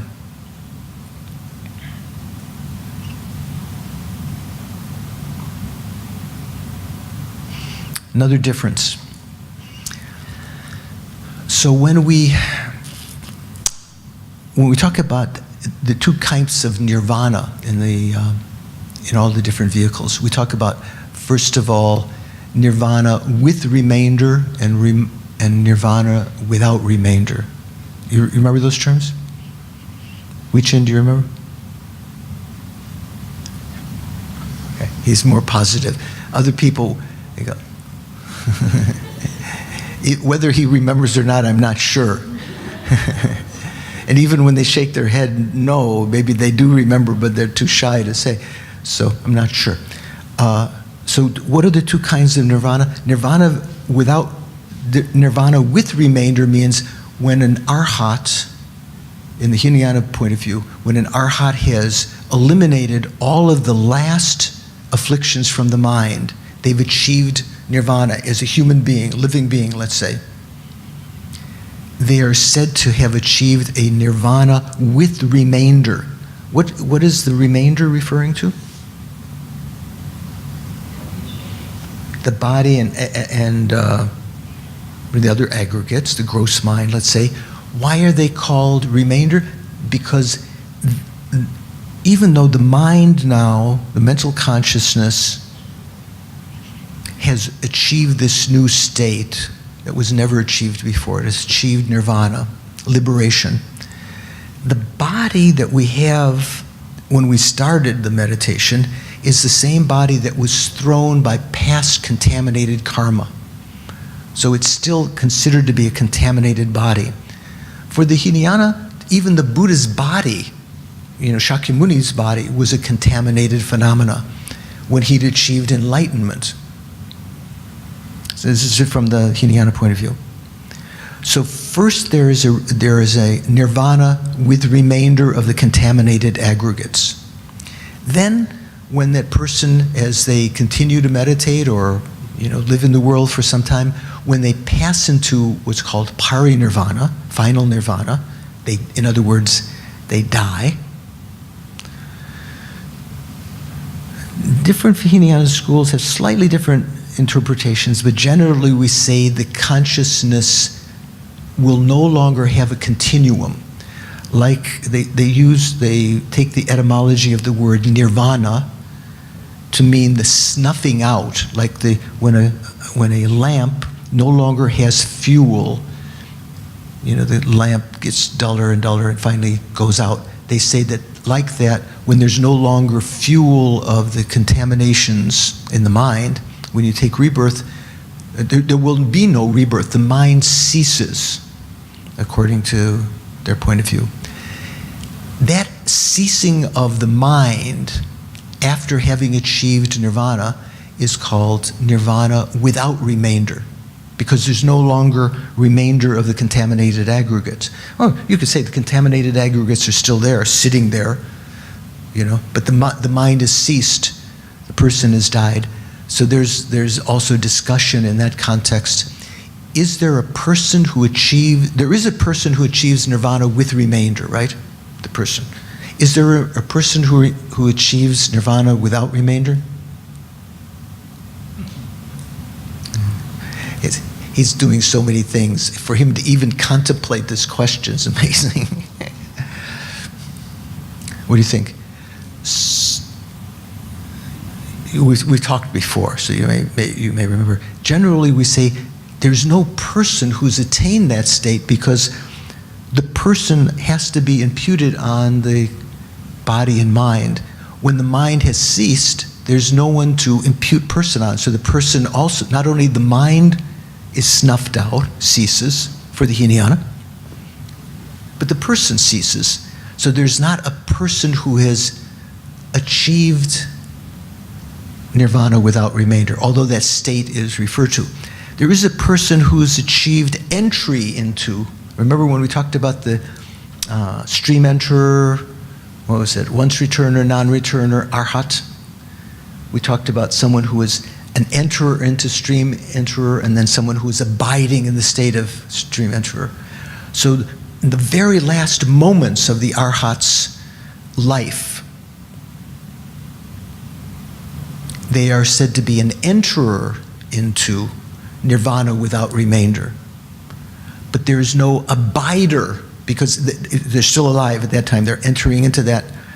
The next moment when they're dead, there is not said to be, since there's no longer a person, you can't posit anyone who is the abider in nirvana without remainder. Okay? A reminder about that. Okay, Prasangika has a different point of view. Generally, from the Hinayana view, you achieve nirvana with remainder first, and then you achieve nirvana without remainder, right? From a Prasangika point of view, when the, let's give example of the 7th level bodhisattva who's in meditative equipoise on emptiness, about to enter into the 8th bhumi, where all of the delusions will have been abandoned. So they're, in a sense, they're about to enter into nirvana. But you don't even have to consider that person. You can just talk about meditative equipoise on emptiness in general, but let's use that as an example. So they, when they enter into that meditative equipoise on emptiness, nothing appears to their mind except emptiness. There's no dualistic appearance. From the Prasangika point of view, that is called nirvana without remainder. What is it talking about? It's not talking about remainder of the contaminated aggregates. It means without the remainder of any dualistic appearance. Without any dualistic appearance here means phenomena appearing to exist inherently from their own side. So first there is a nirvana without remainder. Actually exists. There's a person who attains that. No appearance of inherent existence. Then when they arise from that meditative equipoise, phenomena appear to them again as inherently existent. So it's said that the nirvana with remainder, and the remainder in this context means remainder of the appearance of inherent existence, this comes after nirvana without remainder. Nirvana without remainder means the nirvana when there's not any remnant of the appearance of true existence. So they can enter into that again. They can enter in again into a nirvana without remainder, where they meditate on emptiness, and then when they arise, they have nirvana with remainder, with the remaining appearance of true existence. When do they finally have no appearance of true existence at all? Do the Buddhists, when you achieve Buddhahood, is there any appearance of inherent existence, true existence, to the Buddha's mind? No? No appearance, right? Buddha doesn't know that sentient beings, what sentient beings are seeing.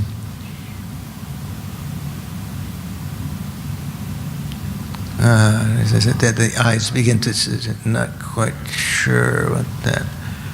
So generally we say the Buddha's mind is continually in meditative equipoise on emptiness, and phenomena for the Buddha, conventional phenomena do not appear to the Buddha due to his own power as inherently existent as they do to us now, because that was one of the obstructions to omniscience, the appearance of phenomena to himself. But the Buddha still knows, because he knows sentient beings' minds, he knows exactly what we are perceiving. So the Buddha does know what we, the obstacles in our mind, that knows the appearance of true existence, the appearance of inherent existence that we know. But from his own side, if there were not sentient beings who are perceiving inherent existence and to whom that is appearing, the Buddha would not, from his own side, have that appearance of inherent existence. I'll just read sort of the technical words here. This is again from the Sarijay textbook, the Tibetan, in the monasteries in Tibetan we say yikcha. The dawning of reality marked by complete eradication of the two selflessnesses and their seeds in the minds of hearers and solitary realizers who are in deep meditative equipoise is described as nirvana without remainder. the reality that dawns in the minds of arhats, of the hearer and solitary realizers during meditative states, can be described as nirvana with the remainder. So this is from the Prasangika point of view. The Hinayana says that first you have, they're emphasizing the remainder, meaning the remainder of the contaminated aggregates. Excuse me. Sorry. Whereas the Prasangika is saying that what is remaining or not remaining, actually the Buddha is referring to the appearance of inherent existence.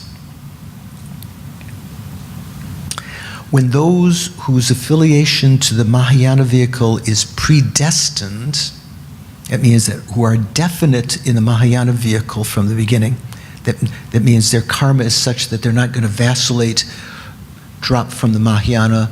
Is it possible? Can you enter the Mahayana, develop bodhicitta, and then enter the Hinayana? No, right? Yes. I'm just teasing. Shariputra is a great example. Shariputra was, at the time of the Buddha, hearer, right? In a previous lifetime, it's said that Shariputra had developed bodhicitta, had entered in the Mahayana path many, many lifetimes ago. But before he'd stabilized the bodhicitta on the middling path of accumulation, you know this story, Cece? You don't know? He encountered one of the gods of the desire realm, the evil being, who wanted to test him and wanted him to, not to be successful in this quest of the, great noble deed working for enlightenment. So he appeared as a Brahmin who said he needed, for his ritual, he desperately needed a right hand of someone to do this ritual. Shariputra thought, even though his bodhicitta had not been stabilized, he was on the middling path of, not yet the middling path of the path of accumulation, he still thought, numberless lifetimes I've only thought of myself, now here's a chance for me to give my body. So even with great pain, he cut off his right hand, handed it to the apparition of the Brahmin, and what did the Brahmin say? How dare you? Yes, something like that. That's probably some. Why does that? Because in India, you use your left hand to wash your buttock off after you go to the toilet, right? You never offer something to someone with your left hand that's considered to, you always offer with your right hand, right? So Shariputra was shocked and thought, if this, even with my good heart, if sentient beings are like this, how can I work for them? So he had a diminishing of his bodhicitta. He actually lost the bodhicitta that had not yet been stabilized. So it is possible for sentient beings to enter one vehicle and change to another. There's some in the Hinayana vehicle who later, even before achieving nirvana, enter the Mahayana. But there's some beings that are said to be definite in their lineage because of their karma. They are not going to vacillate to one vehicle or the other. So when those whose affiliation to the Mahayana vehicle is definite or predetermined, and thus accordingly belong to the superior vehicle, when they eradicate all afflictive obstructions, the obstructions to liberation, they simultaneously attain the 8th spiritual ground. Their eradication of obstructions to omniscience marks their simultaneous actualization of the 4 enlightened aspects of the Buddha. So when they've eliminated the obstructions to liberation, they achieve the 8 grounds simultaneous. The point in which they've eliminated the obstructions to omniscience is when they become Buddha, and they have the 4 enlightened aspects of the Buddha. What are the 4 enlightened aspects of the Buddha? What, the wisdom Dharmakaya, the nature Dharmakaya, the Nirmanakaya, the Sambhogakaya. So does one achieve one first? Doesn't one achieve the Dharmakaya first and then achieve the Nirmanakaya? Or the Sambhogakaya?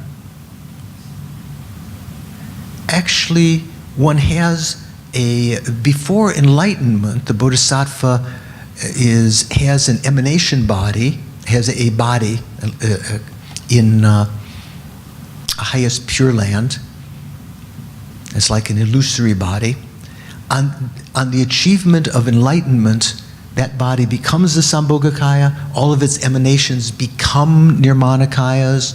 The Buddha's mind is Dharmakaya, wisdom Dharmakaya. Its nature is empty of inherent existence. That's called the Svabhavikakaya. All of them are simultaneous. It's not like one comes first. Although sometimes when you read things, it sounds, you might get the impression there's some sequence of events. They all take place simultaneously. So that's a little taste of some of the differences within the Madhyamaka schools. Mainly we're talking the general Svatantrika and the Prasangika schools. From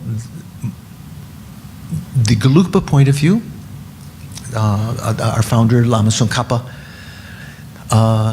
and for most of the Tibetan schools today, the Prasangika is considered to be the pinnacle of all of the schools. But still, there's great reason to study and to understand these lower tenets. And as we talked about them, it gives you start to understand how they can act as a counter distinction. How you can if you just had the presentation of the Prasangika, you might not see it so clearly. But when made in contradistinction to the other tenets, you kind of get a better idea of that position. So, any last questions? Yeah, Sisi. Oh yeah, she's going to ask first, and then Hup Ching has a question, I think. Yes, thank you. Very well, thank you very much. Yeah. Can I check with you, because tenet is something that I always have problem with. So for a person to study tenet, what is your recommendation to read for an overview? And the second part of the question is, for more detailed study, where should we start? Because it seems like it's such a big topic, and I'm always very frightened. Thank you. So I think this our little mini series on the four tenets, although we essentially only had like a day on each, on each one of the tenets, kind of gives you an idea how to do it. Start with a text on tenets that's brief. Like for instance, Geshe Sopa and Jeffrey Hopkins translated a text on tenets that has come out in various editions. I think originally it was called Practice and Theory of Tibetan Buddhism, and then it came out, and then it was republished by Snow Lion as what was it called? Dealing with Appearances or something. Different cover, as the same text. One half of the text is essentially how to do the Jorcho Puja, how to do practice. The other text, the theory part, is this text on tenets. So that's quite brief, and that's one of the briefest ones. And even within that, Geshe Sopa and Jeffrey Hopkins write some commentary between just the assertions. So that would be a good place to start. Then a slightly more elaborate, the text by Sarah J. that Geshe Truni Ken Rinpoche may have taught before and probably will teach again. This very text that I'm reading from right here by Jason Trukhi Gelsen. Jason Trukhi Gelsen was a great Gelugpa scholar at Sarah J. who wrote almost all of the texts that they use for their studies. Some of them were written by other lamas, but most of them are the Sarah J. Yikcha textbooks, monastic textbooks, were mainly composed by Jason Trukhi Gelsen. So that's a little bit more elaborate. And then there are larger texts on the tenets. Before you dove into those, it might be good to familiarize yourself with the shortest one, the middling one, and then to go into more detail. That's my thought of that. Abhijit, you have a question? When you give the analogy of enlightenment where the fuel for the lamp has run out, and then that flame ceases to light anymore. That flame is what? The flame extinguishes after the fuel for the flame has run out. It gives the image that there's no more existence. Something stops altogether. Right. Right. So what really exists on parinirvana, nirvana without remains, when the few run out, that wisdom mind of the Buddha manifests. So it seems to give me the idea that, when something extinguishes, nothing exists after that. So can you elaborate a little bit? What's the nature of that point. mind? I wanted to mention that earlier and then it slipped my mind. So generally when, in the Hinayana, when they talk about parinirvana, they said when the Buddha passed into parinirvana, when the Arhats pass into parinirvana, they enter into this nirvana without remainder, but the next instant the mind ceases, so there's no person who achieves nirvana without remainder, but that state exists still. There's a nirvana without remainder. And the example is given that the fuel is run out, implying that the consciousness no longer exists. Mahayana says that's not the right way to interpret that analogy. The analogy is valid, but it's referring to something else. The fuel refers to the afflictions. When you achieve nirvana, the fuel of the afflictions which can cause the flame of craving and grasping, which will bring you into the next rebirth, all of that's gone. So there will no longer be rebirth due to karma and delusion, uncontrolled karma and delusion. But the mind stream continues. In fact, many of the Buddhist schools accept that the hearers and solitary realizers, when they achieve their nirvana, their mind streams continue to exist, even not embodied. They have a subtle kind of body that the Buddhas can see, and they remain in that state for many, many eons, maybe longer than it takes for a bodhisattva to achieve enlightenment, maybe greater than 3 countless great eons, until their meditative equipoise begins to diminish. The Buddhas awaken them and nudge them, say, come on, you haven't achieved even your own goal, because the epitome of one's own aims, own goal, is the Dharmakaya. The epitome of the aims of others is to achieve the 2 form bodies, Nirmanakaya and Sambhogakaya. Of course, they're all achieved together, but the Dharmakaya, that wisdom state, you're totally blissful, no problems whatsoever, not sweating, no worry about time limits. You're so many different things you're doing. So that's considered, the Dharmakaya is considered to be the ultimate, Tibetan we say rangdon, one's own aim. The aim of others, the ultimate aim of others, from one's own point of view, is to achieve the ability to emanate the Sambhogakaya for the Arya Bodhisattvas and the Nirmanakaya for all their other beings. They have the ability to know their minds and to help them and so forth. So the Mahayana uses that, says that simile, that analogy, is not referring to the continuity of the mind, that the mind extinguishes. What extinguishes is the craving and grasping that impels one into future lifetimes. So they say, yes, that analogy is valid, but it refers to something else. So there is a kind of a very subtle mind. Put it a little closer. So although the mental affliction cease, the flames of samsara cease, the rebirth is not occurs anymore. Right.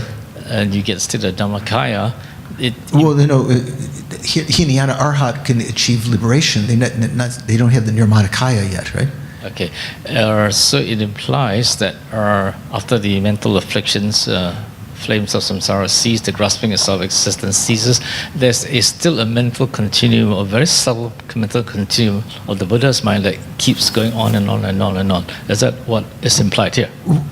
Yeah, even talking about the Buddha's mind, even the Hinayana Arhat, although it doesn't state explicitly the analogy is said to refer to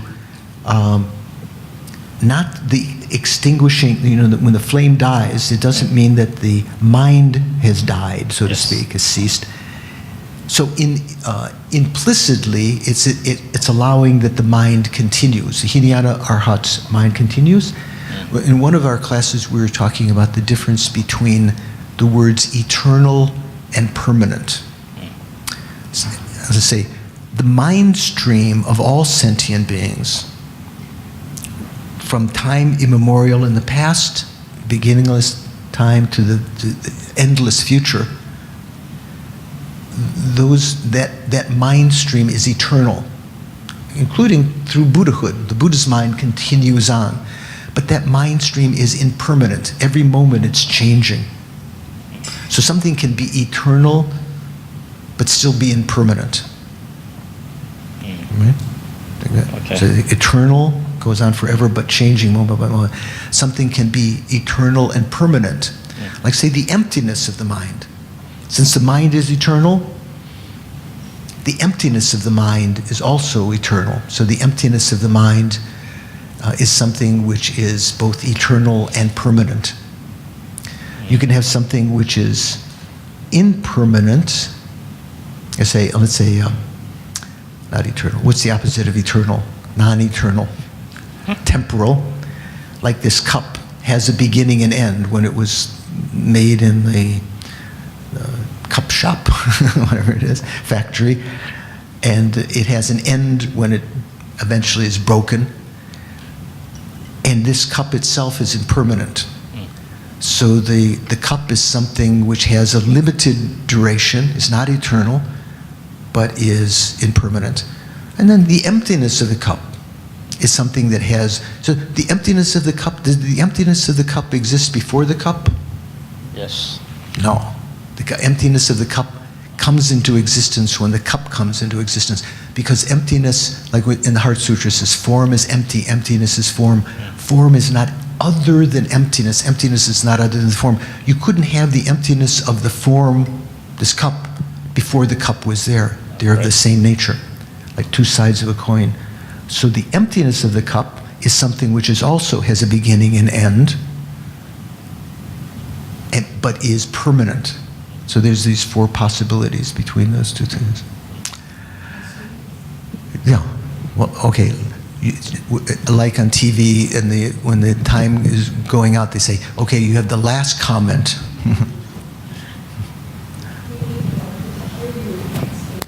Oh, you had a question about isolates, right? I don't have a question. Yeah. It's just because you raised it, I had hoped that you could explain a bit more so that so that we can understand it better. Okay. So earlier this morning, I had slipped in a word. I didn't mean to slip it in, but she was noticed.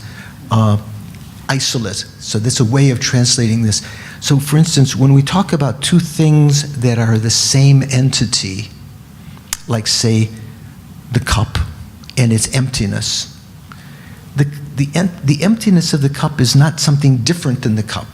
You can't find it as some kind of thing out there existing. Even when the cup disappears, that the emptiness still exists.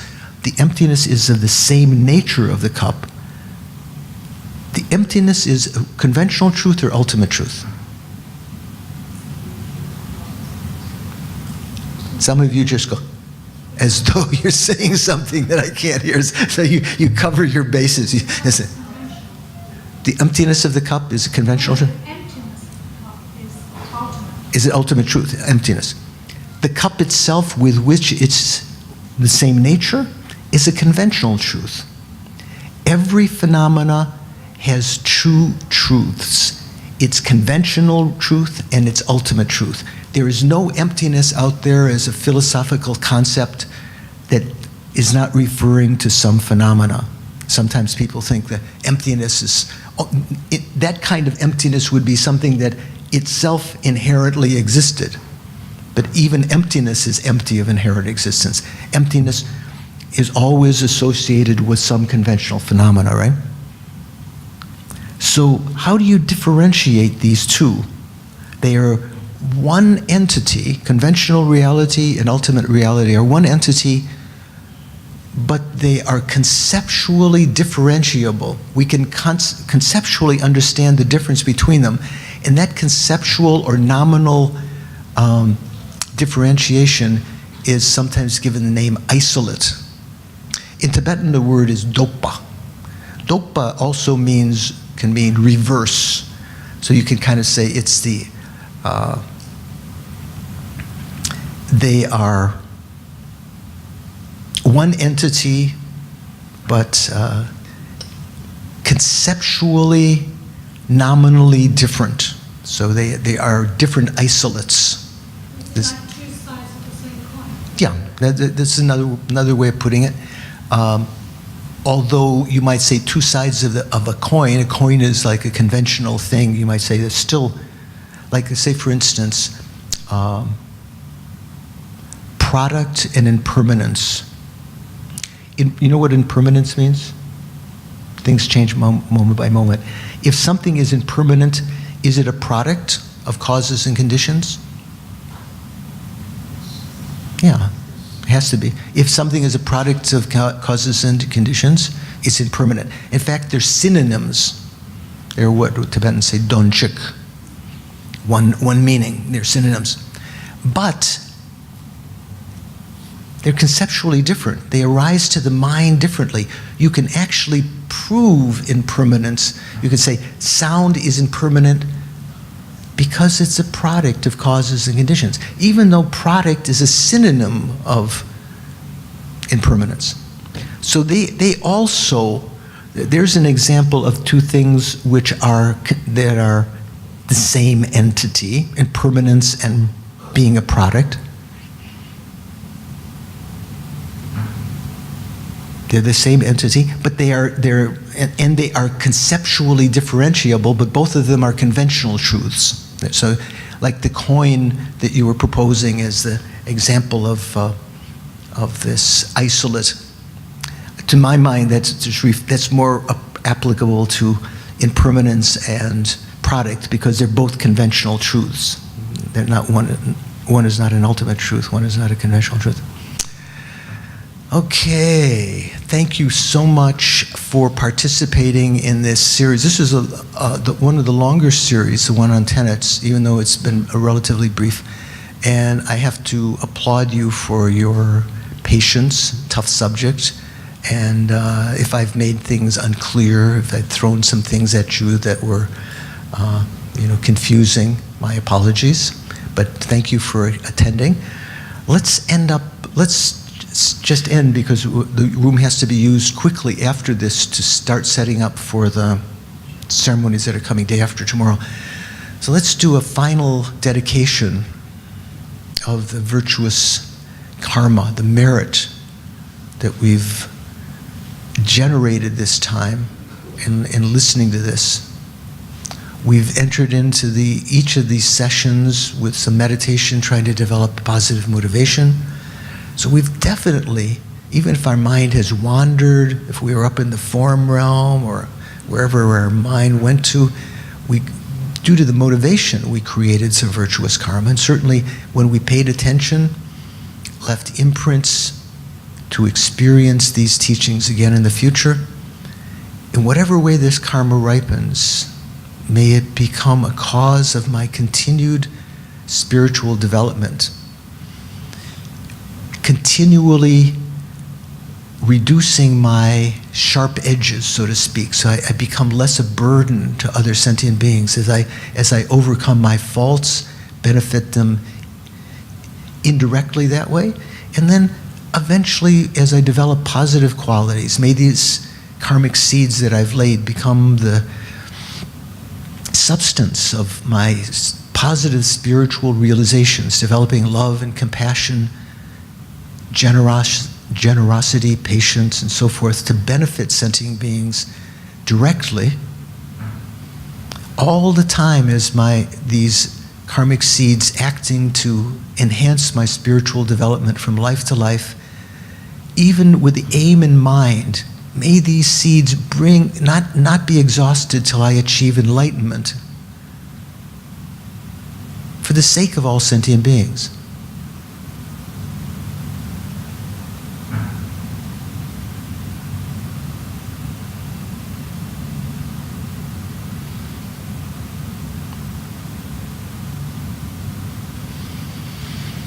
This is called conventional dedication. And then seal this dedication in what's called the emptiness of the three spheres. Sometimes you hear, Lama Zopa mentions many times, the merits that are being dedicated, that we can conceptually understand. We have some kind of mental image of them. They don't exist as inherently existent, truly existent phenomena. If something happened, we created karma, merely imputed merits that I've created. They don't inherently exist. The goals that I've dedicated to my spiritual development up into including enlightenment,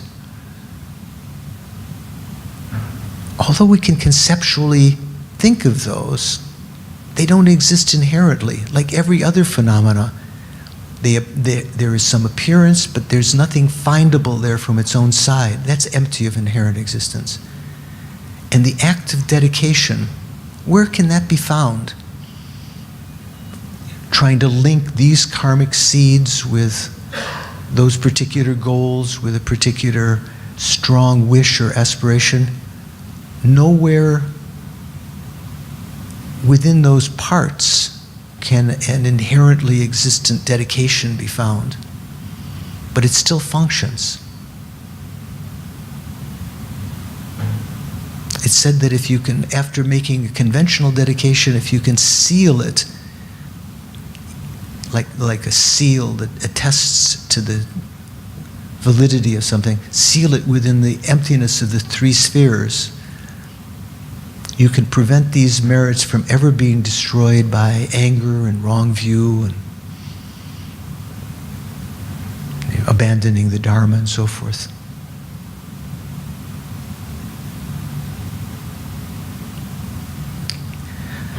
Thank you very much. Again, thanks for your patience.